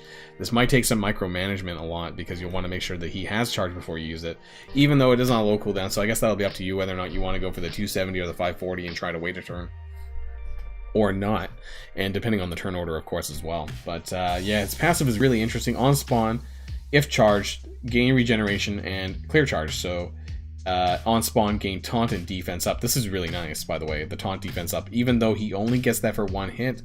On attack, gain charge, fill speed bar by 30%, and then clear taunt. So I think what this is, I imagine this is what is planned, is that you're gonna get hit, you're gonna lose the taunt, but you're gonna gain the charge, get the 30% speed bar, and you're gonna go right next. And so since the ultimate is 2 out of 2 and it's available on turn 1, I think right at the beginning of the gate, you know, whether that's for Alliance War or something else, you know, you're going to get to ultimate at 540% damage as soon as somebody hits you, because that's going to give you the speed bar that you need to go next, unless you're going up against some really high speed bar team, I guess, but other than that, it should work that way. And he gains taunt if his health is above 80%, and he gets defense. So he's always getting defense up and taunt at the same time, which is really nice. So, and he has a damage reduction. When this character has taunt, gain 20% damage reduction. So that being said, he's not taking that many hits because he loses the taunt every time he gets hit. But, you know, he's still a pretty good off tank. He's getting damage reduction. He's always having defense up when he does taunt. I think he's a really solid character, and actually all of this is available without Jubilee on the team, so, or any Astonishing X-Men for that matter. So I think Bishop is a very good character. Fingers crossed that he might be a campaign event character, but we don't know. There is also, of course, official confirmation that White Tiger is going to be coming to the game, and we saw that in the Strike Time video where it mentioned in the sort of the chat bar below, in the Alliance chat bar, whatever you want to call that, the Global Alliance chat bar, it says like a rank up for White Tiger, so that was mentioned on the Strike Time video. Oopsies, but so we're getting definitely for sure Jubilee, Bishop, White Tiger. Fingers, I don't know. People were saying maybe Moon Knight might be coming to the game. I don't, hasn't been officially confirmed or not, but yeah. And in raids, of course, he does all this stuff with, you know, he basically off tanks for the Astonishing X-Men. So I'm actually really looking forward to Bishop. I think he has a really cool anime. His model is really nice. He looks really good, and I'm looking forward to getting some star levels on him. Now, whether or not I actually plan on doing this for the entire Astonishing X-Men, I don't know. And I want to talk about this really quick as well while we're here, before we move on to talking about Doom Raids here. And why am I having a... Where's Astonishing X-Men here? They don't have... Wait a minute. There we go. Astonishing flavor. Apparently it's a flavored on MSF.gg. Anyway, so we have Iceman, Kitty Pryde, and Beast. So specifically, I want to look at Iceman and Kitty Pryde. I want to go over their 7775 kits again. And I want to talk about some of the concerns that people were having with Iceman. So some concerns that some people do have with Iceman, and hopefully people, you guys are still here in the live chat. I haven't seen anyone say anything in a little while. Maybe you're just that enthralled into what's going on here, but normally people end up talking. So hopefully the chat still works. Maybe someone wants to test that for me just to make sure I'm not like talking to myself here. Anyways, so for Iceman, what a lot of people were talking about was this here on his special. So you guys might note that if you check through MSF.gg, there we go, thank you, I was just double checking, MSF.gg, you can check his stats. Now, Iceman's focus isn't very good, so there is some concern that here, this freezing impact, attack primary target for 280, if the target has slow, this attack always crits and applies stun. So there is some concern about this part here, and I'm just going to zoom in a little bit because I don't know if you guys can have, there we go, it's a bit bigger there. So this part here, always applies stun, and his focus is kind of low. If you check out his stats and you compare it, if you arrange all of the characters by focus, Iceman's pretty middle of the road. I don't think he has above average focus. It's pretty average, which means that it's not that great. So I'm wondering, how often is this going to land? Is he going to struggle to apply stun on this? Is it going to be guaranteed? Someone was making a comparison between Iceman and Yelena. How Yelena's special, I believe, like always steals buffs or something, like despite it not having to make that focus resistance check. So I don't know if this is going to be the case for Iceman or not. And you know, maybe this would be a guaranteed stun, but typically there is a focus versus resistance check for these kind of things. So I'm wondering how good this is going to be, this move in particular. Obviously, this is not an issue for the basic, which gets 1000% extra focus, but it doesn't for the special. So I'm kind of curious why he didn't get, you know, do we really care that the basic gets... I mean, I guess, because it's primary and adjacent targets, they get slow. That's pretty good. This is like a mini Quake basic, not as good as Quake's basic. I'm surprised we didn't get a 2-turn slow. Quake is actually the only character in the game with a 2-turn slow on basic, so that's pretty good. Just on an aside there, but yeah. So I'm thinking that we have to keep an eye on this one, because I think this could be an issue. Now, of course, for Ice Slide, bury yourself for 30%. That's actually really good. Then because I'm pretty sure, because it's his max health, doesn't barrier cap at 30%. So he's basically getting a full barrier when he does this, I'm pretty sure, because a character's barrier, it's not 40, right? I'm pretty sure it's 30%. So he's basically getting a full barrier here, and he's attacking all enemies, applying slow, +1 slow, which means it can stack, which is nice. Yeah, he has a really good kit, but I think freezing impact is something that you're going to want to keep an eye on. How often it applies stun, if his focus really is good enough. This kind of reminds me of Star-Lord, because Star-Lord special, he really, the blind, the 2/3 person blind, he really struggles to land that, and sometimes, depending on where you're using them, and especially in raids, higher level raids, he really struggles to land that. So if the enemies that you're going up against don't have, you know, decreased resistance or anything like that, maybe Iceman might struggle as well, but we'll have to make sure that, we'll have to see whether or not that does or not. Other than that, obviously, you know, Iceman has a really good kit, and actually, realistically, you could probably use Iceman outside of his own team because of this here. So in raids, lower damage by minus 30% for all enemies with slow. So if you're using someone like Emma Frost, and you know you want to slot in Iceman with, let's say, 3 symbiotes or something like that, you know, you probably could. You'd have to run anti-venom probably to keep him alive, to keep Iceman alive, but I don't see why you couldn't run, say, Carnage, Symbiote Spider-Man, anti-venom, and then Emma and Iceman, something like that, you know, and then you still get that 30% damage reduction, which is really nice. You don't have to actually run them in the team with the Astonishing X-Men to get that bonus, which I think is really great. And of course, he is getting that lower armor minus 20% for what it's worth. I mean, that's not a huge deal. I don't think armor is really a huge deal in raids. I've never come across it where I'm just not doing damage, but hey, you know, every little bit helps. And this little extra damage that he's getting on enemy turn, which is really nice as well. Like, he has a really, really nice kit. I said crit. He has a really nice kit. And on enemy slow, barrier yourself. So, you know, there's a lot of barriers coming around. So he has a lot of ways to protect himself. This is kind of neat. This is like an Ultron kind of esque thing. You know, he has a chance to revive once per match. I could see this being a thing for war. So, I don't know if you'd use them on war defense or war offense. Maybe they could be a war defense team with this kind of stuff here. But then at least Iceman would revive once, kind of like an Ultron-esque thing, and maybe if you're lucky you might be able to heal him back up to full before the match ends, and then maybe it just repeats itself again, kind of like Ultron. Who knows? But he actually does have a really nice kit. I am really disappointed that he's going to be going into Blitz, though, and I'm sure a lot of you guys are also going to be really disappointed about that, because realistically that means that, you know, from a yellow star perspective, you're probably only going to be getting 3-star. Probably on him over the course of both blitzes. If you're a really strong blitzer, you might be able to get 4-star. I'm hoping to get 4-star myself. Unsure if I'll be buying him or not yet. Depends on when he comes out and whether or not I feel it's worth it.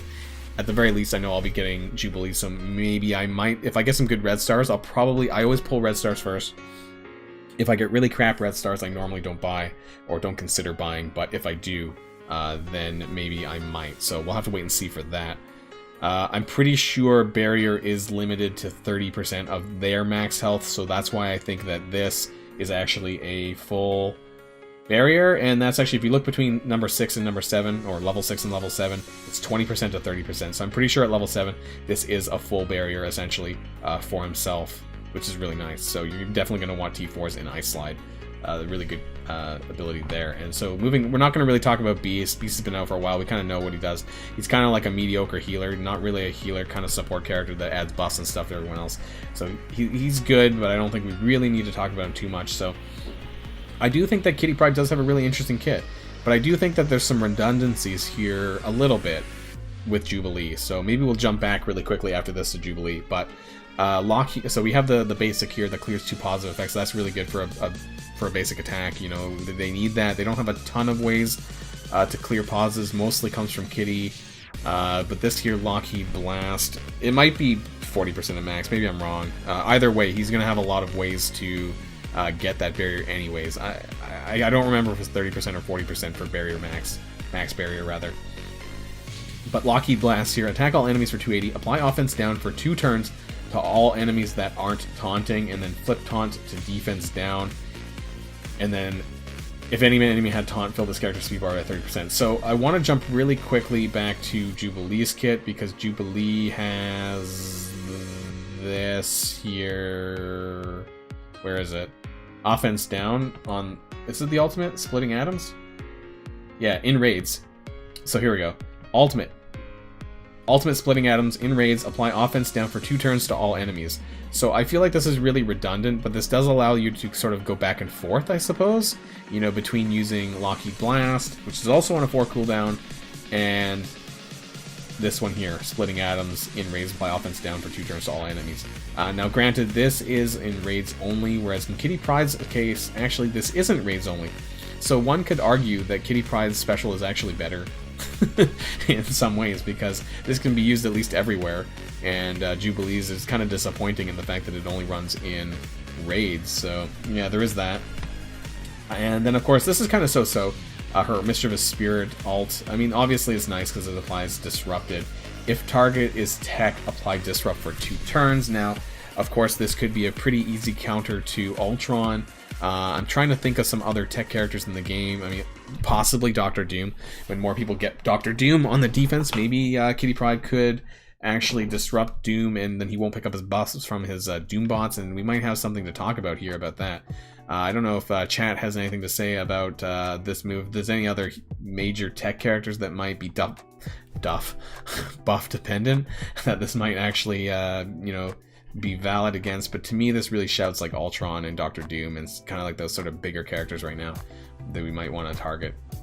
That being said, there's tech characters in raids probably, I'm sure, so it's unavoidable, cannot be blocked. It's decent, but I think it's this thing. I think it's her special that's really good. Offense down for 2 turns, 4 cooldown. It's really nice, I think. And of course the passive, we have to talk about the passive a little bit while we're here. 30% dodge chance at level 5, that's pretty good. Actually, it's the same at level 4. And so the stealth for 1 to 2 turns depending on 4 or 5. If Jubilee is an ally, it heals 5 to 10% depending on what you have here. And it's this thing here, though, in raids on turn, apply defense up to the 2 most injured astonishing X-Men allies, and on enemy turn, apply evade. So what's interesting about this one, though, is if she's the only one in the raid, if you're running her by yourself, she actually constantly applies evade to herself. So she actually has a really hard time. I don't even think she can die. I think if you were to run Kitty by herself on a raid team, she would always have evade up, and the only way she would die actually would be multi-hit attacks. I suppose that hit her multiple times, potentially, but she is going to have defense up basically all the time anyways, so I think this is really I think she's really interesting if you had good red stars on here and you wanted to run her by herself outside her team. I think, like we talked about Iceman, I think there's definitely ways that you can use the different characters from the Astonishing X-Men by themselves, or, maybe Iceman and Kitty together.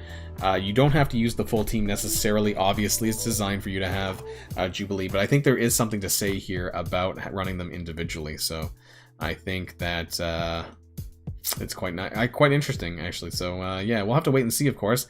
I say that about a lot of things, but I think on the surface, they're a bit better than I first thought. I am willing to adjust my comments from extremely astonishing disappointment. I'm pretty sure that was my tagline for one of my videos a month back, to mildly curious. So I don't know, though, if I'm willing to put T14, T15 kind of resources into them, because that's a lot of ask. That's a big ask for all mutant characters, and I don't have the gear for that personally, and I don't know about you guys. But I am curious. I'm gonna wait and see how other people do. I'm gonna let people raise them up a bit themselves before I do. But I will get them to a decent level. I'll get them to about tier 12 probably across the board, and then I'll wait for other people to kind of try them out in tier 14, tier 15 kind of aspects, see if they're worth it, see if they're something that I want to do or not, and otherwise, they'll make for a decent war defense team possibly with Beast. I'm lucky that I'll be able to get Jubilee, though. So now that we know that, of course, and going back to this, I want to point this out really quick for you guys in case you missed it. Pretty sure it's down at the bottom here, but your character availability. So if you are trying to get Jubilee unlocked, we do have Stature and Yellow Jacket, 2 coming at the same time. This might be coming up on Wednesday, so this is a bit surprising. We get Stature, Cosmic 1-9. This is actually fairly friendly. This isn't very difficult of a farm. Pretty sure the enemies are like 15 to 20k power max, so this won't be too difficult to clear. Yellow Jacket, Doom 3-6. This is a bit more difficult to get, but at least they're making it available for late mid-game players and late-game players to get. So Yellow Jacket is, of course, also in the real-time arena right now, so if you need more shards for him there, you can get upwards to 145/100 shards for Yellow Jacket on top of farming from Doom 3-6. So, I don't know how much time we're going to have between, let's say, this coming Wednesday and the release of Jubilee. If Jubilee is going to be the end of patch 5.1, I don't know. So I don't know how much time there's going to be available to farm. But at least that they're making all 5 of the characters available to farm. Ghost being in the War Store, of course, and now Stature and Yellow Jacket come to farm. So, got to give them props for for that they're actually they're not going the Black Bolt route. A lot of us thought that maybe that they might make these characters unfarmable for the first pass, and it would be kind of like a whale sort of pay-to-win unlock, and it might still be for some people, but at least they're giving us a way to be able to do it free to play if you so desire, if that's something you want to do. Now, if you don't have Ghost to 5-star or 4-star or wherever, you know, you're going to need to divert your war credits into Ghost for that. So if you're trying to get into Dark Dimension 3, Dark Dimension 4, you're unfortunately going to have to make that decision about whether or not you want to use your war credits for Jubilee or to get Ghost for Jubilee, or, you know, sacrifice your G15 mini uniques. So for me, luckily I don't have to make that choice. I do have Ghost at 5-star, so I don't need to sacrifice my war credits for Ghost right now, so I'm happy about that. But for the rest of you guys, you're going to have to decide if the Astonishing X-Men is a team that you're going to want to bring up or not. If you're going to want to use your war credits for Ghost to get up to 5-star so you can unlock Jubilee, that's a personal decision that you're going to have to make. And I can't tell you what you want to do, but if this is a team that kind of looks good for you, if you don't really have a solid raid team yet to invest in, it might be something that you might want to consider. And of course, consider your red stars, because that actually makes a huge difference.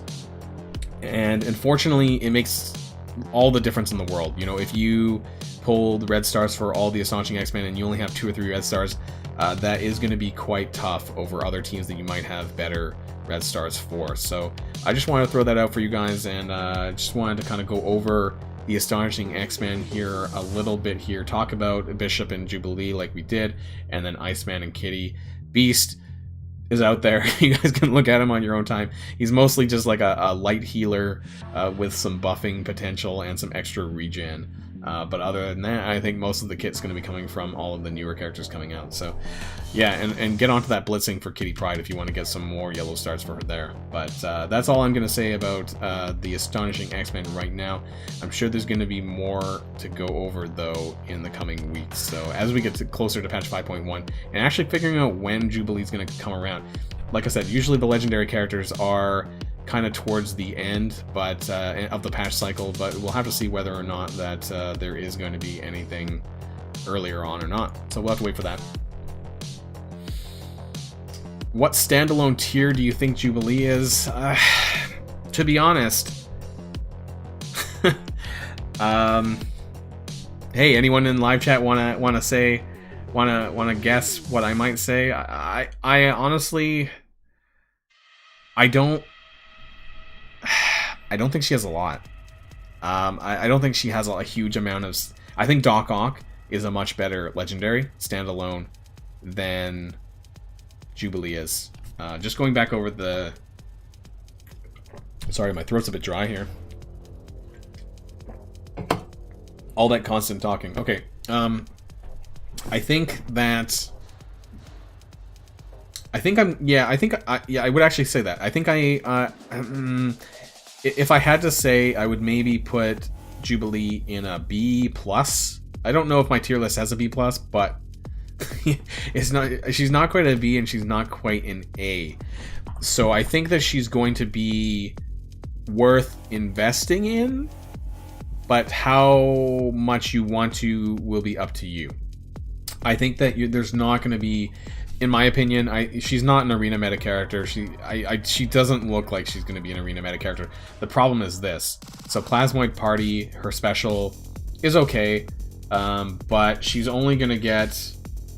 so she's only going to get 2 assists here from non-Astonishing X-Men allies, instead of all of them if they were Astonishing X-Men. I'm actually glad that at least she's getting assists from non-Astonishing X-Men. I don't remember that being mentioned in the blog post previously a couple weeks ago, or before Christmas or whenever that was. So at least she'll get 2 assists. And this part will also work. So if she manages to get the kill, she'll still spread the negative effects, but it'll be a lot harder when she's only getting 2 assists rather than 4 assists from all the other Astonishing X-Men allies. And of course the offense up is only to self. If you're not running her with the team, it's self only. So I'll be honest, I'm kind of disappointed. I kind of wish this was all allies and not Astonishing X-Men allies. I don't think that would have been OP if... Let's put it this way. Red Skull's ultimate does offense up to everyone, regardless of if you're Hydra or not. So for that reason, I don't see why for a legendary character, I don't see why they couldn't have just give offense up to all characters. I mean, that should have been fine, I think. Ultimate Splitting Atoms, it's okay. 450% piercing. This is fine. Actually, it's a pretty good, single target damage attack. All others for 200. It's not crazy amount of damage. +1 slow. It's okay. To be honest, this is basically like... I would like to compare this to Symbiote Spider-Man, actually. Let me bring up Symbiote Spider-Man's ultimate, because I want to see what the damage is by comparison. So, Web Slam here. 340% damage, plus apply stun. So let's go back. 400% damage, 50% piercing, and apply stun. So this is 340 at level 7. Apply stun, attack all other enemies for 260. For 200 plus 50% piercing. So okay, with the piercing damage, you know, it's probably about the same, maybe a little bit more. And apply slow to all, +1 slow to all enemies. And this is slow to all enemies for 2 turns. This attack is unavoidable and cannot be blocked. So in raids apply, obviously this gets the offense down. Outside of, I think they're very comparable. Symbiote Spider-Man's ultimate and Jubilee's ultimate is very comparable, I think, outside of raids. Obviously this gets the nod a little bit for raids because of offense down for 2 turns. In raids specifically, but you know, yeah. I think it's not far off between Symbiote Spider-Man's ultimate Web Slam and Jubilee's ultimate here. So I think that's just an interesting comparison because it's a very similar attack in that sense. Cooldown of 5 though, and this is cooldown of 4. Again, for Legendary, I kind of would have hoped this to be a little bit higher. I don't know, slightly higher on the damage maybe for a Legendary character. What do I think of their description of what defines a Legendary? Was that in the Strike Time video? Because I may have skipped over that, so feel free to paraphrase in the chat if you have what they said on hand. I don't really remember without going through it. Yeah, I mean, it's not a bad attack at all. It's fine, but I just don't know if it depends on her damage. Like Lukey said, that I don't know how, because she's not in MSF.gg yet. I don't know how her damage compares to other characters. So if her damage stat is similar to Symbiote Spider-Man, or even a little bit higher, maybe, because she is a controller, right? Controllers actually seem to do really well. Although Symbiote Spider-Man's a brawler, right? Never mind. But controller still actually has some pretty decent damage. My point is that, you know, if she's on par with Symbiote Spider-Man in terms of damage, it might not be too bad, though. Yeah, so she is the linchpin of the team, brings the team together. Absolutely.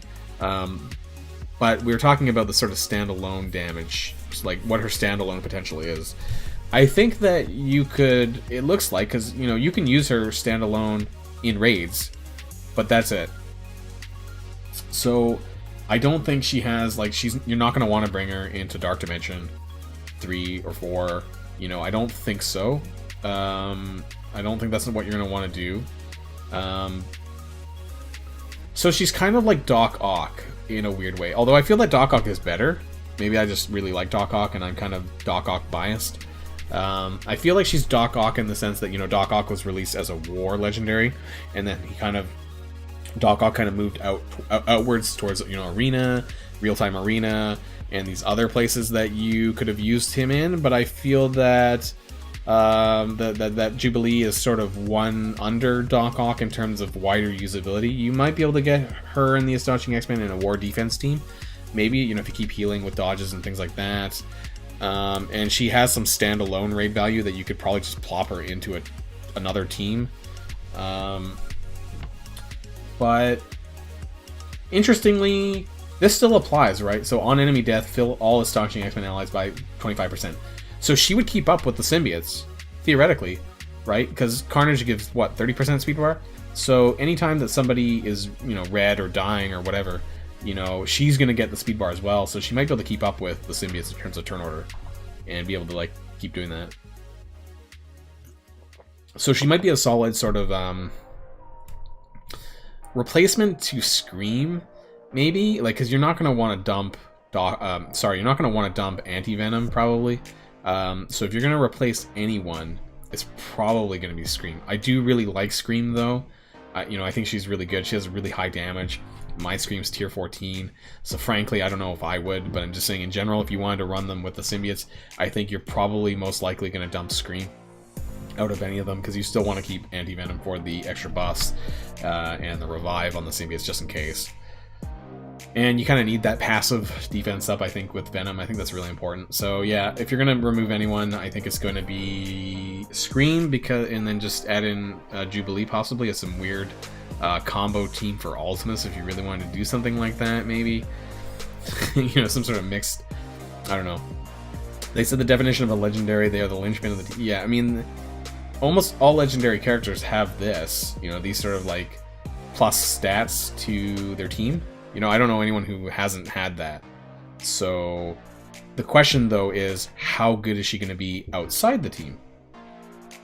I think a lot of people, yeah, I think absolutely right there. I think Doc Ock was definitely slept on for the first like 2 months, month and a half, and then as he came back around towards closer to the second time, people were like, oh, okay, we're starting to use him more, real-time arena, you know, all these other places. And I actually love Doc Ock, so I don't know if you guys got how many of you guys got Doc Ock unlocked. I love playing with him. He's also a lot of fun. You know, for an old team like the Sinister Six, even though they brought in Swarm and Electro, he's a lot of fun to play with, and I think his kit is really nice. He's really fast. He can extend negative stats effects. His damage is actually pretty high for a support character. I'm sure you guys have watched me in my sort of various Doc Ock sort of gameplay footage, both on live stream and on just in general that I probably put out. You know, I like playing with him. I like playing with him in RTA as well, and he's just an all-around fun character. Is Jubilee going to be like that for me? I don't know, because I don't really need that many more raid characters, and I've said this before, you know, I don't really need that many more raid teams, but that's why we're going to be transitioning and talking into Doom Raid. So why do we want to bring them up? Well, here's why, right? So this is why we might want to bring them up. Now, here's what I'm really disappointed in, and actually there was a really valid point on Reddit, and I want to see if I can find that thread again on Reddit. And this kind of really brings home my point again as well about what I thought about Doom Raid. Now, I just need to find that thread. I didn't favorite it, but it was down here and I looked at it. It was a couple hours ago about Doom Raid. This? No, where was it? It must be still here. This. Doom Raid is bad. So this was the best. And let's zoom this in a little bit so you guys can see a bit better. Why is it zooming out? Oh god. Okay, that didn't work. Okay, maybe, hopefully you guys can see it. So, this is a really important thread here, and it has 143 upvotes. I think that this is worth talking about. So, I think I'll read it out to you guys. I think a lot of players are missing a key point from the Doom Raids. Yes, it's new content, and yes, we should be ecstatic about it. However, these trait restrictions should have been part of a Delta Greek Raid, not Doom 1, aka the new Ultimus Raid, and that's really what Doom Raid is. Doom Raid is essentially Ultimus 8. You know, they're like they said over here, they're changing the keys from Ultimus Raid keys to Ultimate Raid keys, but in a nutshell, you can't run both Ultimus and Doom Raid. So really, it's Ultimus 8. It's basically Ultimus 8. So yeah. Anyways, so this means players now have 0 PvE content in which we have the freedom to assemble any team that we want. Some might argue that we also have 3 nodes in Dark Dimension, but we only play those twice per year, and there's a G15 requirement. Please let that sink in. We are going to have to play this game day after day, but we will always be restricted on what teams we have to use in all PvE content. The worst part is that this added restriction was already completely unnecessary. Trait restrictions are what Greek raids are for. It is also redundant to have them in our Ultimus/Doom raids. Also, we already have to go wide roster for Blitz, RTA, Alliance Wars, and Greek raids. All I am asking is that players have one single PvE mode in which we have the freedom to make the best team we want with whatever characters that we want. TLDR, if you're going to play MSF every single day, please let us have at least one piece of PvE content without restrictions, and that should be the Doom/Ultimus raids. So, kind of curious what your guys' take on this is. So if you are in an alliance that's going to be running Doom raids, then basically you're going to be told what you need to run all the time because you're running Greek raids 4 or whatever, and then you're running Doom raids. So there's always going to be, you know, and if you're assigned a raid lane by your captain or leader or whatever, you know, you're going to have a set of characters that you're going to want to build perhaps more than others. Because you're set to those lanes, right? So you're not going to be able to sort of raid with who you want necessarily. You're going to be having to raid with the sort of the top meta characters for these lanes. Now, it doesn't really give you that freedom of choice anymore, and I think that was worth raising because I think that's an important aspect of the game. And I think I enjoyed that part of Ultimus, which for the most part, you know, people came up with meta teams to run Ultimus 7, you know, whether it's you know, symbiotes of course, or some combo of them, or not BKT because they didn't use that anymore, but like Thanos, Ebony Maw, Black Bolt, Symbiote, Spider-Man, Carnage. That was one of my, you know, best raid teams in Ultimate 7.1. You know, I had a lot of fun with that, but now you're really not going to have that ability to do that, and I think that's quite troubling. And I wonder if that's going to be a consideration for them, or if they even care, you know, moving forward or not. But yeah, curious what you guys think about that. You know, I think that, and we'll see it. We were talking a little bit in my Discord as well about whether or not the lanes are going to be like this, you know, like 1 node bio, 1 node skill, 1 node tech, or if it's going to be like 2 to 3 nodes bio, and then it's going to flip to 2 to 3 nodes skill. You know, is it going to be alternating every single node, or is it going to be, you know, like a couple of nodes bio, and then we're moving on to a couple of nodes skill, a couple of nodes tech, you know, because it would be really dumb, I think, if it's just like 1 bio, 1 skill, 1 tech, 1 mystic, 1 mutant, and then rolling over again, because if that's the case, I would argue that you don't really need to level up the Astonishing X-Men, maybe, because if there's only like 2 or 3 mutant nodes, you know, you could probably get away with using Marauders, or like a mixture of Marauders and Phoenix, you know, frankly, because you could use Phoenix for 1 node and into Dark Phoenix, and she's really powerful. But, and right, so as pointed out here, you know, we don't know what the rewards are going to be. So are the rewards going to be worth the investment that we have to work our characters up to for this? That's the major question, and we don't know what they are going to be. But theoretically, what can they give us? You know, some gold orbs maybe, and more T4s. Like, it would have to be more T4s, obviously. T4 ability materials. But I would like to see maybe a gold, you know, more gold orb. You know, if this is going to be the best of the best of the best, and I'm going to have to spend all these resources in gearing up these characters to get there, I would hope that some of the rewards would match it. Otherwise, why wouldn't you just continue on with Ultimate 7.3, 7.4, 7.5, wherever you happen to be? So I think that's an important question to ask as well, in terms of when you get people to build up all of these different characters. And I want to go over that. Sorry, my throat was getting a bit dry. I want to go over that really quickly as well in the roster, and kind of go inside the game and check out these different requirements. So obviously, I think bio and mutant, and to some degree tech, is actually covered pretty well. What's not covered very well is skill and mystics. So I think that I'm sure you guys know that there's a bit of a troubling situation going on, especially for skill for these lanes. And I also wonder that if it's gonna probably make you rethink what ISO classes you're using for your characters, because from a raid perspective, you might want to consider more healer ISO classes to keep characters alive, particularly if you're running in the skill, tech, or mystic lanes that don't really have a lot of dedicated healers.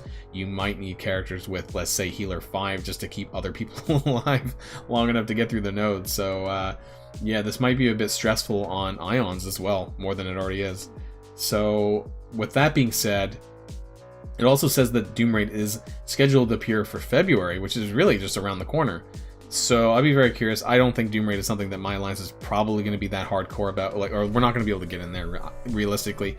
We'll probably give it a shot, but how, it's probably going to be extremely difficult, and we're only in Ultimate 7.3, so realistically it's probably going to be for that top 100 sort of alliances, top 100, top 200 that might get a chance at this. But let's transition back to the game here. I want to talk a bit about these lanes while we're at it. And so let's go back here. There we go. Let's transition back here to my blue stack scene. So let's talk about this. Let's talk about the different ones. So obviously we'll start from the top. Let's talk about bio. Not much to say here. I'm sure you guys know this. But it'll be interesting to see what... oh, that was the wrong page, actually. I have a lot of windows open. Sorry. Here we go. Let's bring back YouTube. So there's a lot of, obviously, the symbiotes. That's the number one for bio. But, you know, let's talk about some of the other characters that you have available. So Black Bolt is going to be here. Call Obsidian, I guess, if you need a tank. Invisible Woman also. These are maybe Squirrel Girl. Like, actually, we forgot to talk. Oh, wait. I was thinking of Young Avengers.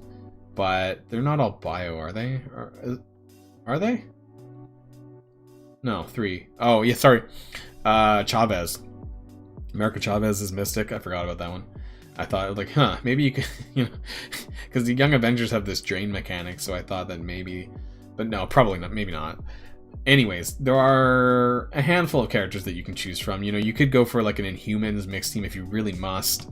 Black Bolt, Crystal, Quake, Yo-Yo, something like that, perhaps. Otherwise, you'd probably just want to go for the Symbiotes.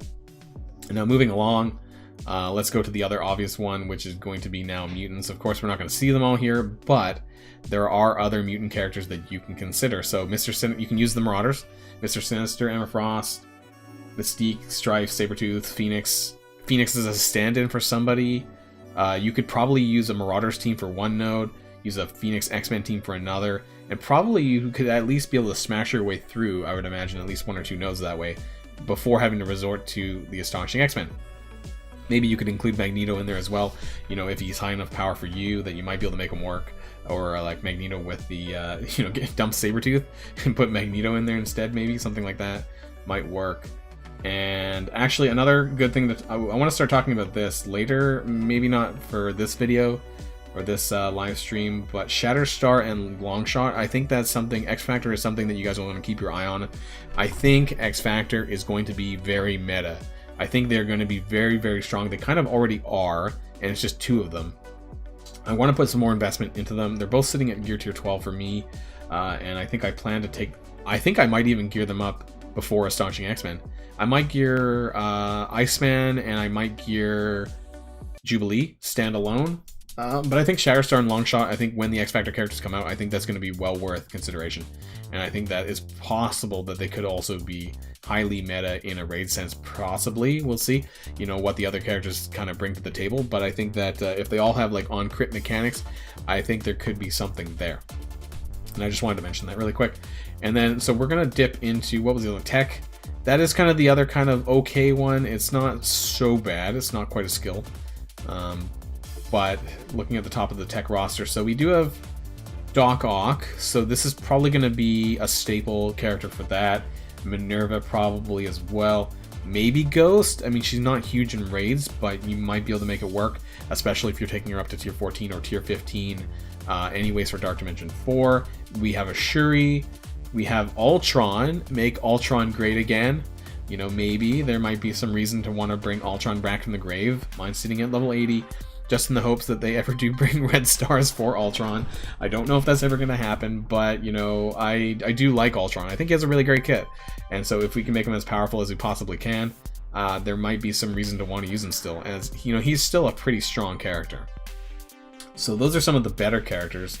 Shuri, there's not really a lot, actually. You're kind of stuck here. So Shuri, Ghost, Doc Ock, Ultron, Minerva, maybe Scientist Supreme, you know, if you have her at a decent level. Maybe Falcon for the turn bar, but you know, you're pretty stuck into like a 5, somewhere between 5 and 7 characters to make work. You could probably clear a node or 2. Now, where it gets a bit more troubling here, of course, is we need to talk about Mystic.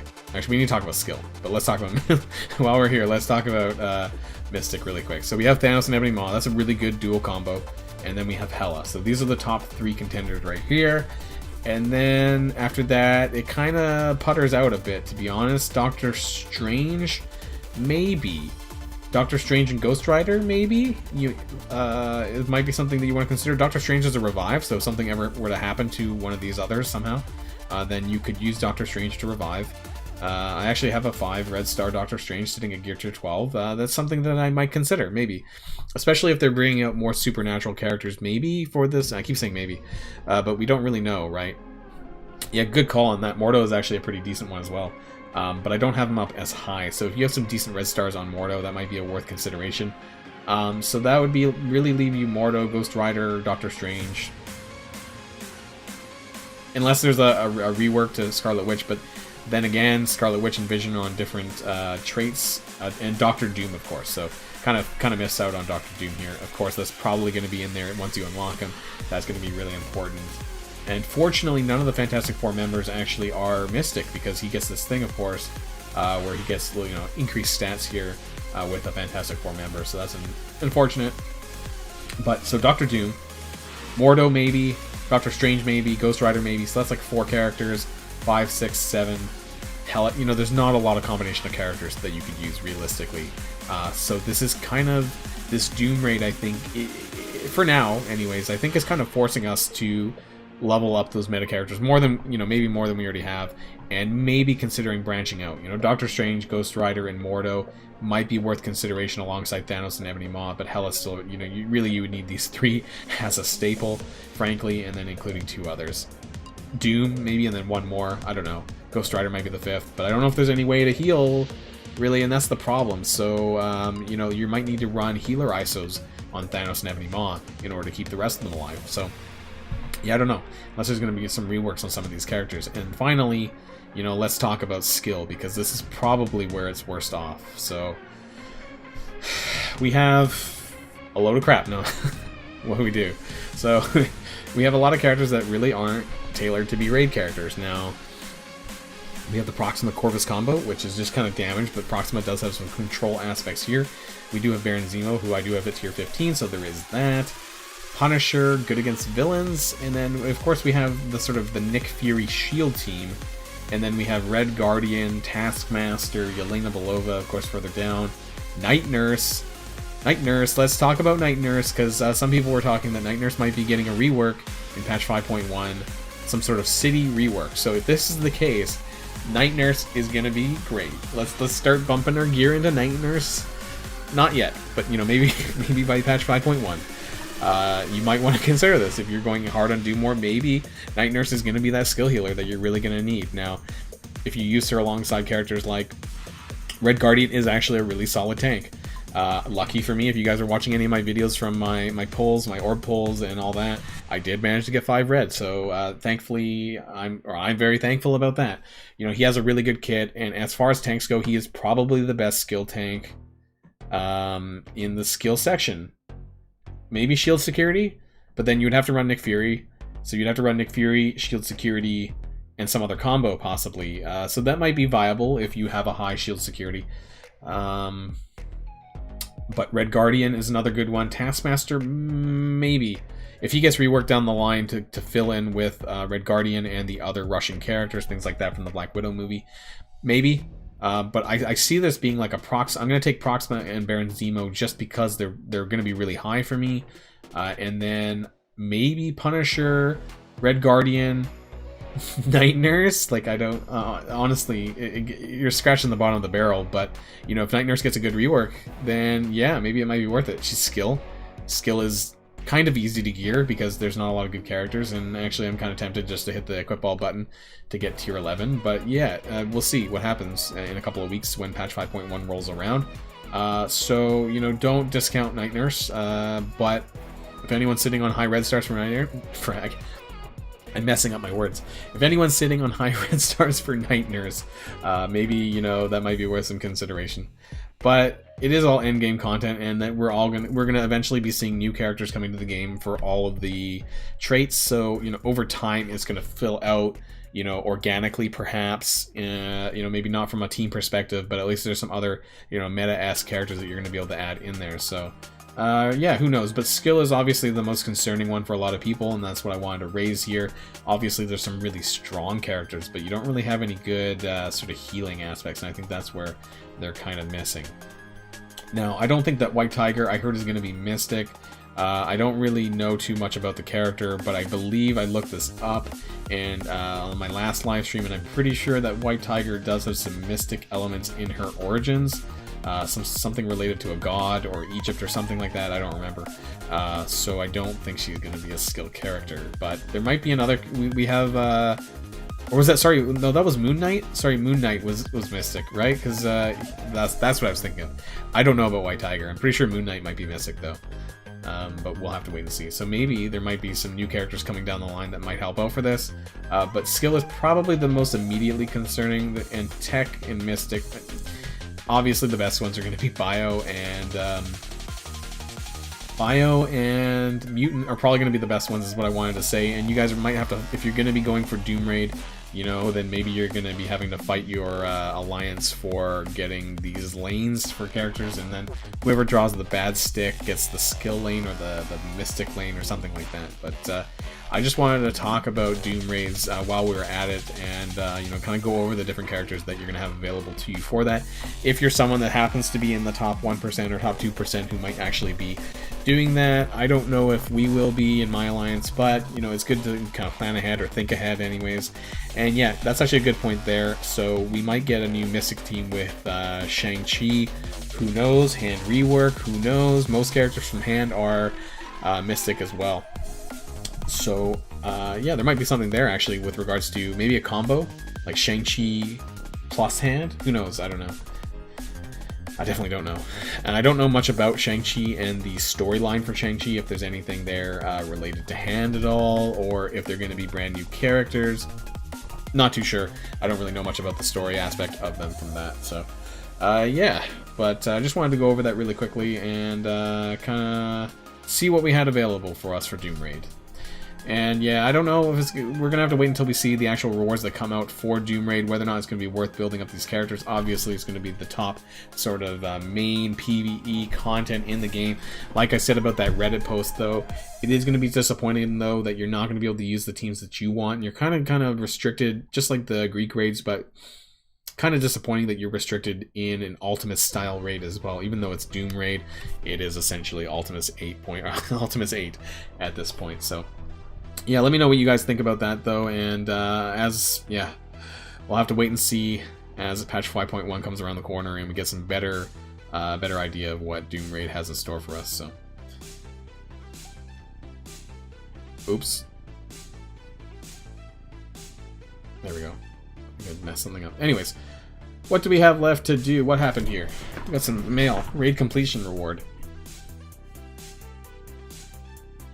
Oh, I'm still in the wrong. Am I? Oh no, that's fine.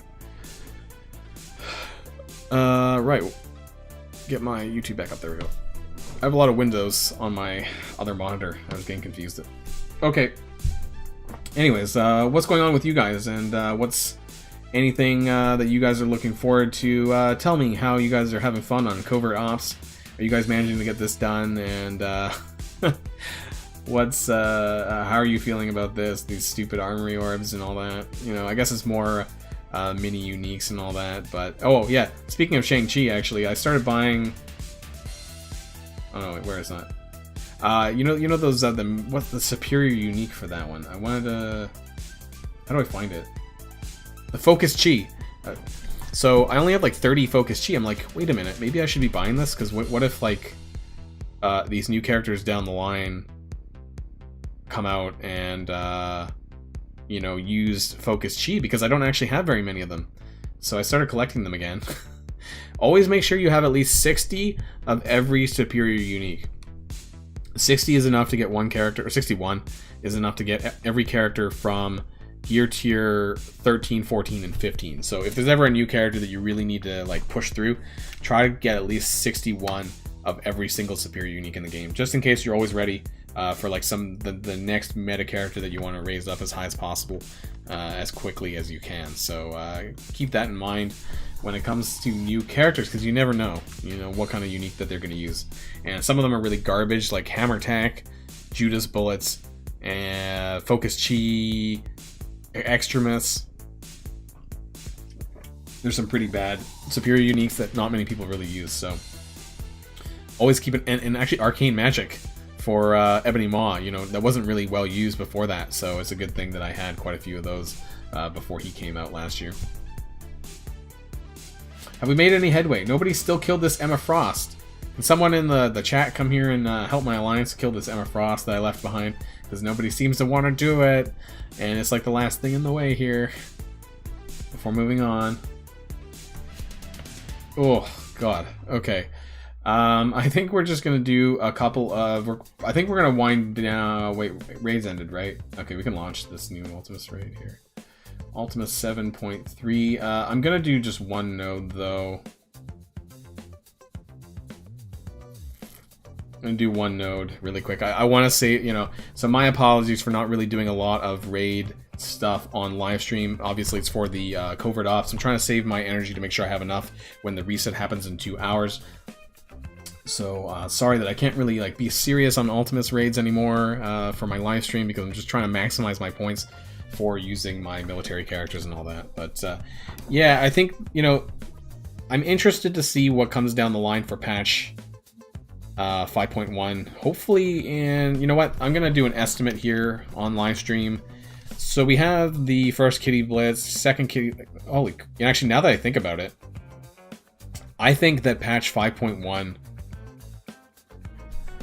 I'm actually gonna go on record. I'm gonna put this on auto. I don't think Moon Knight's gonna come to the game. I think what they're, well, maybe he might. My thinking is that they're gonna release patch 5.1 on a date here. I'm looking at my calendar, so I think it's gonna come on February the 2nd. That's a Tuesday, although sometimes the patch comes out on a Wednesday, I think. So February 2nd or February 3rd. That's my guess for the patch. And you guys might be thinking, well, hey, Boilon, Iceman is still coming, you know, and I think that they're going to release patch 5.1 before Iceman's Blitz or during Iceman's Blitz. Because if we wait until the end of those two blitzes, that's going to be pushing it back to like the middle of February, and I think that's way too long. So I think that they're going to release the patch even though Iceman hasn't been actually released. I think they'll have the offer for him probably, but they're not actually going to have the Blitz happen yet. And I think that he's going to roll over into patch 5.1. This has happened before on occasion, where a patch is released sort of at the end, you know, before a character's fully out, I guess you could say. And this definitely happened, I'm pretty sure, for the Emma Frost patch. And Emma Frost was being released at the end of that patch with Squirrel Girl and Beast. So yeah, Bishop and Jubilee for February, no, for sure. And I think White Tiger is in the clear for that as well, because that was kind of confirmed in the Strike Time video a little bit. Whether or not we get Moon Knight or not, I don't know, but I definitely think that we're going to get the patch probably sooner rather than later.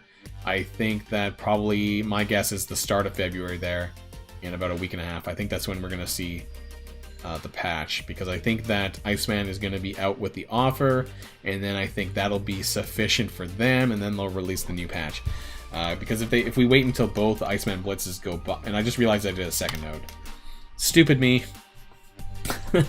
But I think that they're not going to wait until all of the blitzes for Iceman comes and goes, because that's going to be a lot of time from now. So I think we're just going to settle for probably the offer, and then they'll release the patch sometime in there. But I hope that, I don't know what their plans are for White Tiger and this Defenders rework, or the City rework, or what else. And that might be something else that we might need to talk about at a later time. Maybe I'll wait until the next week's patch before talking about if there's a City rework. What are they planning on doing with Defenders, and why?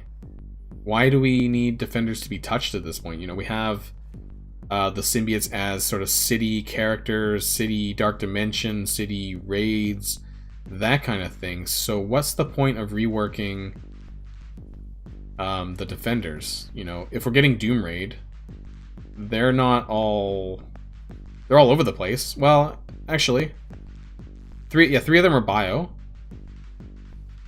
Well, you know, actually, White Tiger isn't bio. Would she be bio? But Moon Knight's not going to be bio. Moon Knight's probably going to be missed. I was thinking, you know, like maybe this is something to do with Doom Raid, but I don't know why it would matter, because you would just use symbiotes for bio, so I don't know why you would need to use... Because I was thinking that Luke Cage, Jessica Jones, and Daredevil, all three of them are bio.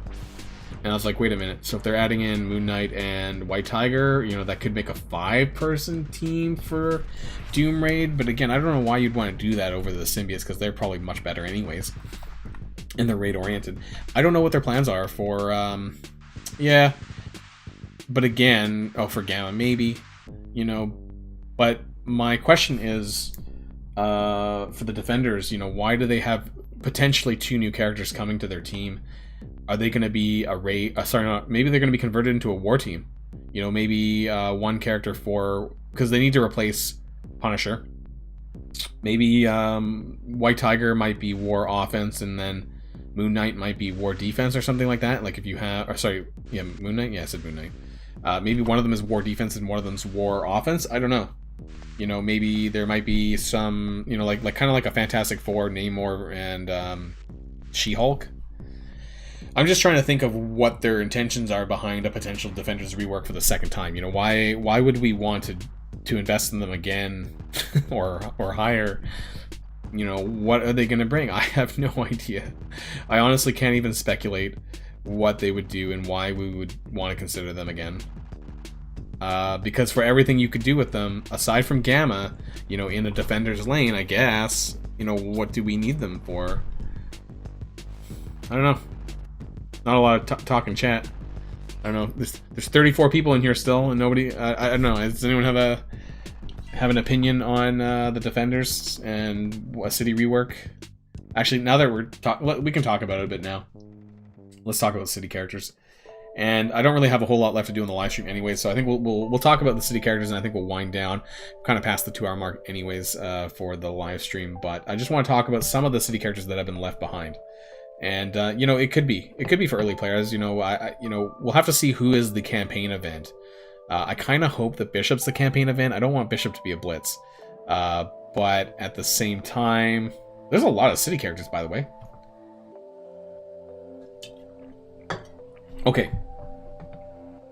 Defender Tron. You know, maybe they might be a... Well, but the thing is that without Punisher, they don't get the enhanced villain damage. I know that Daredevil gets a bit... Where's my Daredevil?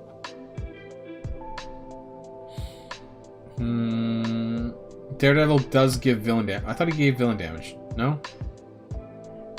Was it this? Oh, okay. I thought there was enhanced villain damage on Daredevil's passive, but I guess I was wrong. Yeah, it's a lot of characters. You know, if you're kind of a newer player, it's very hard to keep up with everything, especially. No hand rework. I must have missed that part. I didn't watch the full video. Was this in the strike time or was this in the Valley Flying interview? Because I didn't watch that whole Valley Flying interview video. I kind of skipped around and jumped around and just to where I wanted to. Anyways, let's talk about city characters. So if we're not getting a hand rework, let's not talk about it then. But they are someone that definitely needs a rework at some point. You know, we're chomping at the bit. Actually, you know what? I don't even care that much because my Nobu's only 3 reds. So clearly it's not going to be that. Even if they did get reworked, it's not going to be that good. But anyways, let's talk about other bench characters. The Sinister Six, Vulture, Shocker, Green Goblin, typically are the benched ones. But let's talk about Night Nurse. I did talk about Night Nurse a little bit, so, you know, it's been a while since I've actually looked at her kit. So she actually has, look at this. She can actually slow for 2 turns. She has a 50% chance to slow for 2 turns on a basic. That's actually not bad. Let's bump this up to 80% or something. First Aid. You know, these abilities used to be the frickin' bee's knees.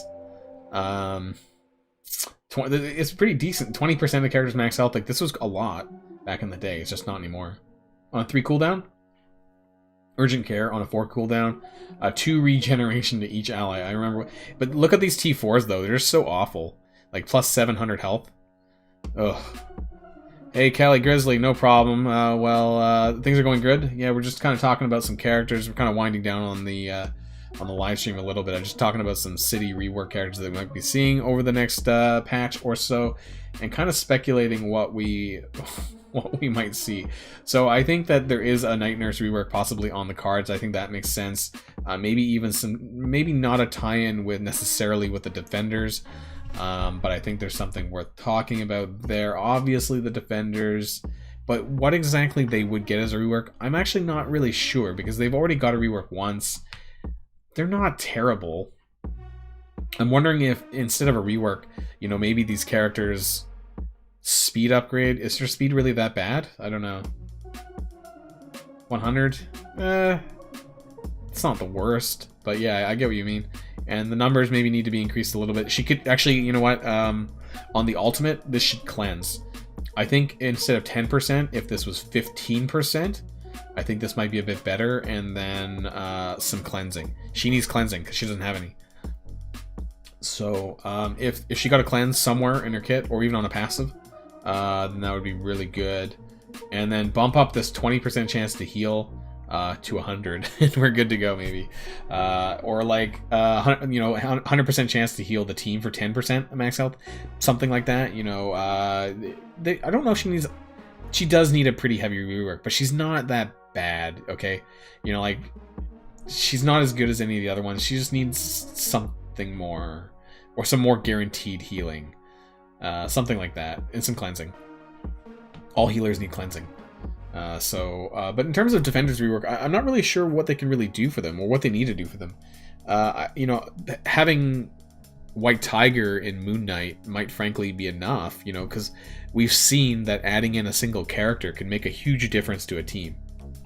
For example, Emma Frost with the Marauders, having that war defense, 2 turns of defense up. There are ways that like a single character can really elevate the value of a team from a single character alone. So in terms of actual reworks of the characters, though, I don't really know what they would do or what they would need to do. And I'm wondering, I don't know if there's any connection between Iron Fist and Shang-Chi. Maybe that's just me being ignorant. I don't know if they have any like crossovers at all. I'm pretty sure that Kunlun is actually somewhere in China, I thought. I don't know if there's going to be some like, because he's Mystic as well, whereas the other Defenders are not. So I don't know if there's going to be any crossover with Iron Fist and Shang-Chi and some other characters possibly. And actually, of course, I'm not going to talk about it in this video, but oh boy, I'm getting close, guys. 225 out of 300 for my coveted 7 red star Squirrel Girl. And when this happens, I'm activating what I call the Rule of 7. And if you guys hang out in my live my Discord at all, then the Rule of 7 is something that I've invoked, which is basically having to max them out. If you have a 7 red star on a half decent character, the Rule of 7 must be applied and they must be maxed out. So when I get 7 red stars, I'm going maybe not to 15, but she's gonna go to 14, and I'm gonna max out all the T4s.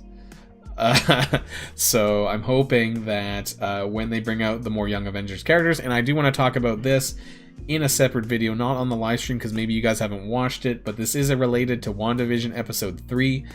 There is some spoilers in relation to what might happen with the Young Avengers tag, maybe patch 5.2, because by that point I think a lot more of the WandaVision show will be out, if not ramping down to finish, so there might be some more to say about that in the weeks to come. But I think, I would love a Champions team as well. I actually have the comics behind me somewhere. I've been following the Champions Outlawed comics right now as well, so I wouldn't mind them switching out a lot of the characters like Miles and Miss Marvel and stuff to an actual Champions team and actually getting a proper Young Avengers team.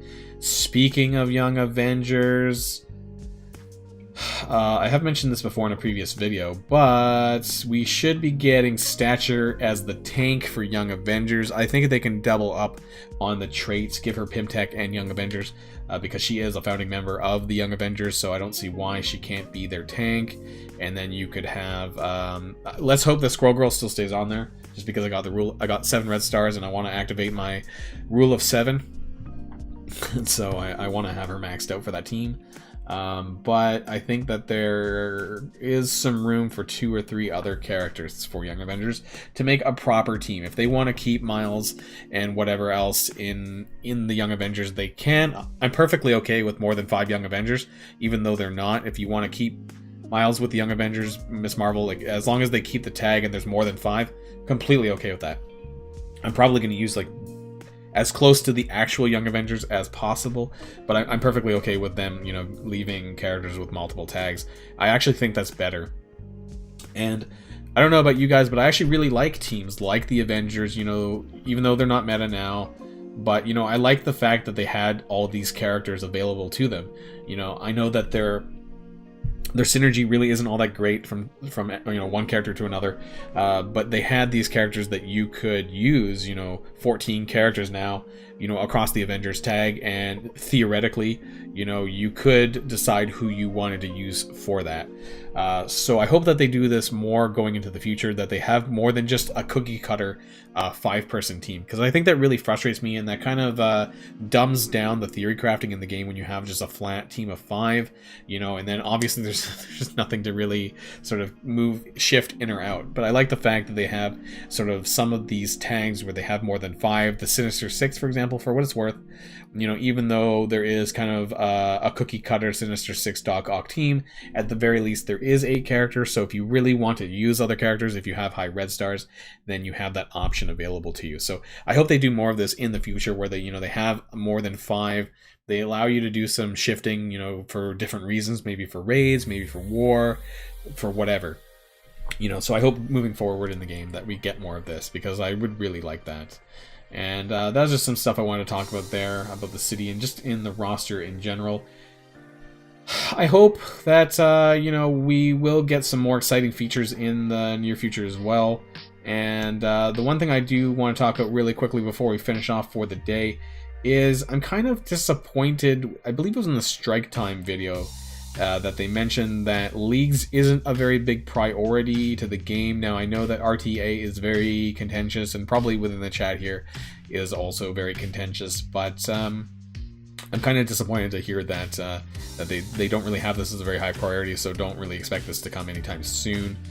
And I think that if all they have to do, so people really hate the fact that this is tied to quick matches for a real-time arena. I think all they need to do is 2 things. They need to add the objectives to be available to do outside of real-time arena quick matches, and they need to make it, and if they brought the leagues, those 2 together, so the leagues and allowing to do the battle pass stuff outside of RTA would have made it much more palatable, because at least for the leagues it would give you like a competitive outlet to actually take the game mode more seriously. Therefore, you know, for winning or whatever it is to do your objectives, you know, you could do it that way and not be forced to have to do quick matches. And the other thing is obviously allowing you to clear some of the battle pass stuff outside of RTA as well, and that would kind of satisfy the other people who really don't like RTA but have that option of collecting those rewards outside of the game mode. So I think that's another thing that they need to look into in the future.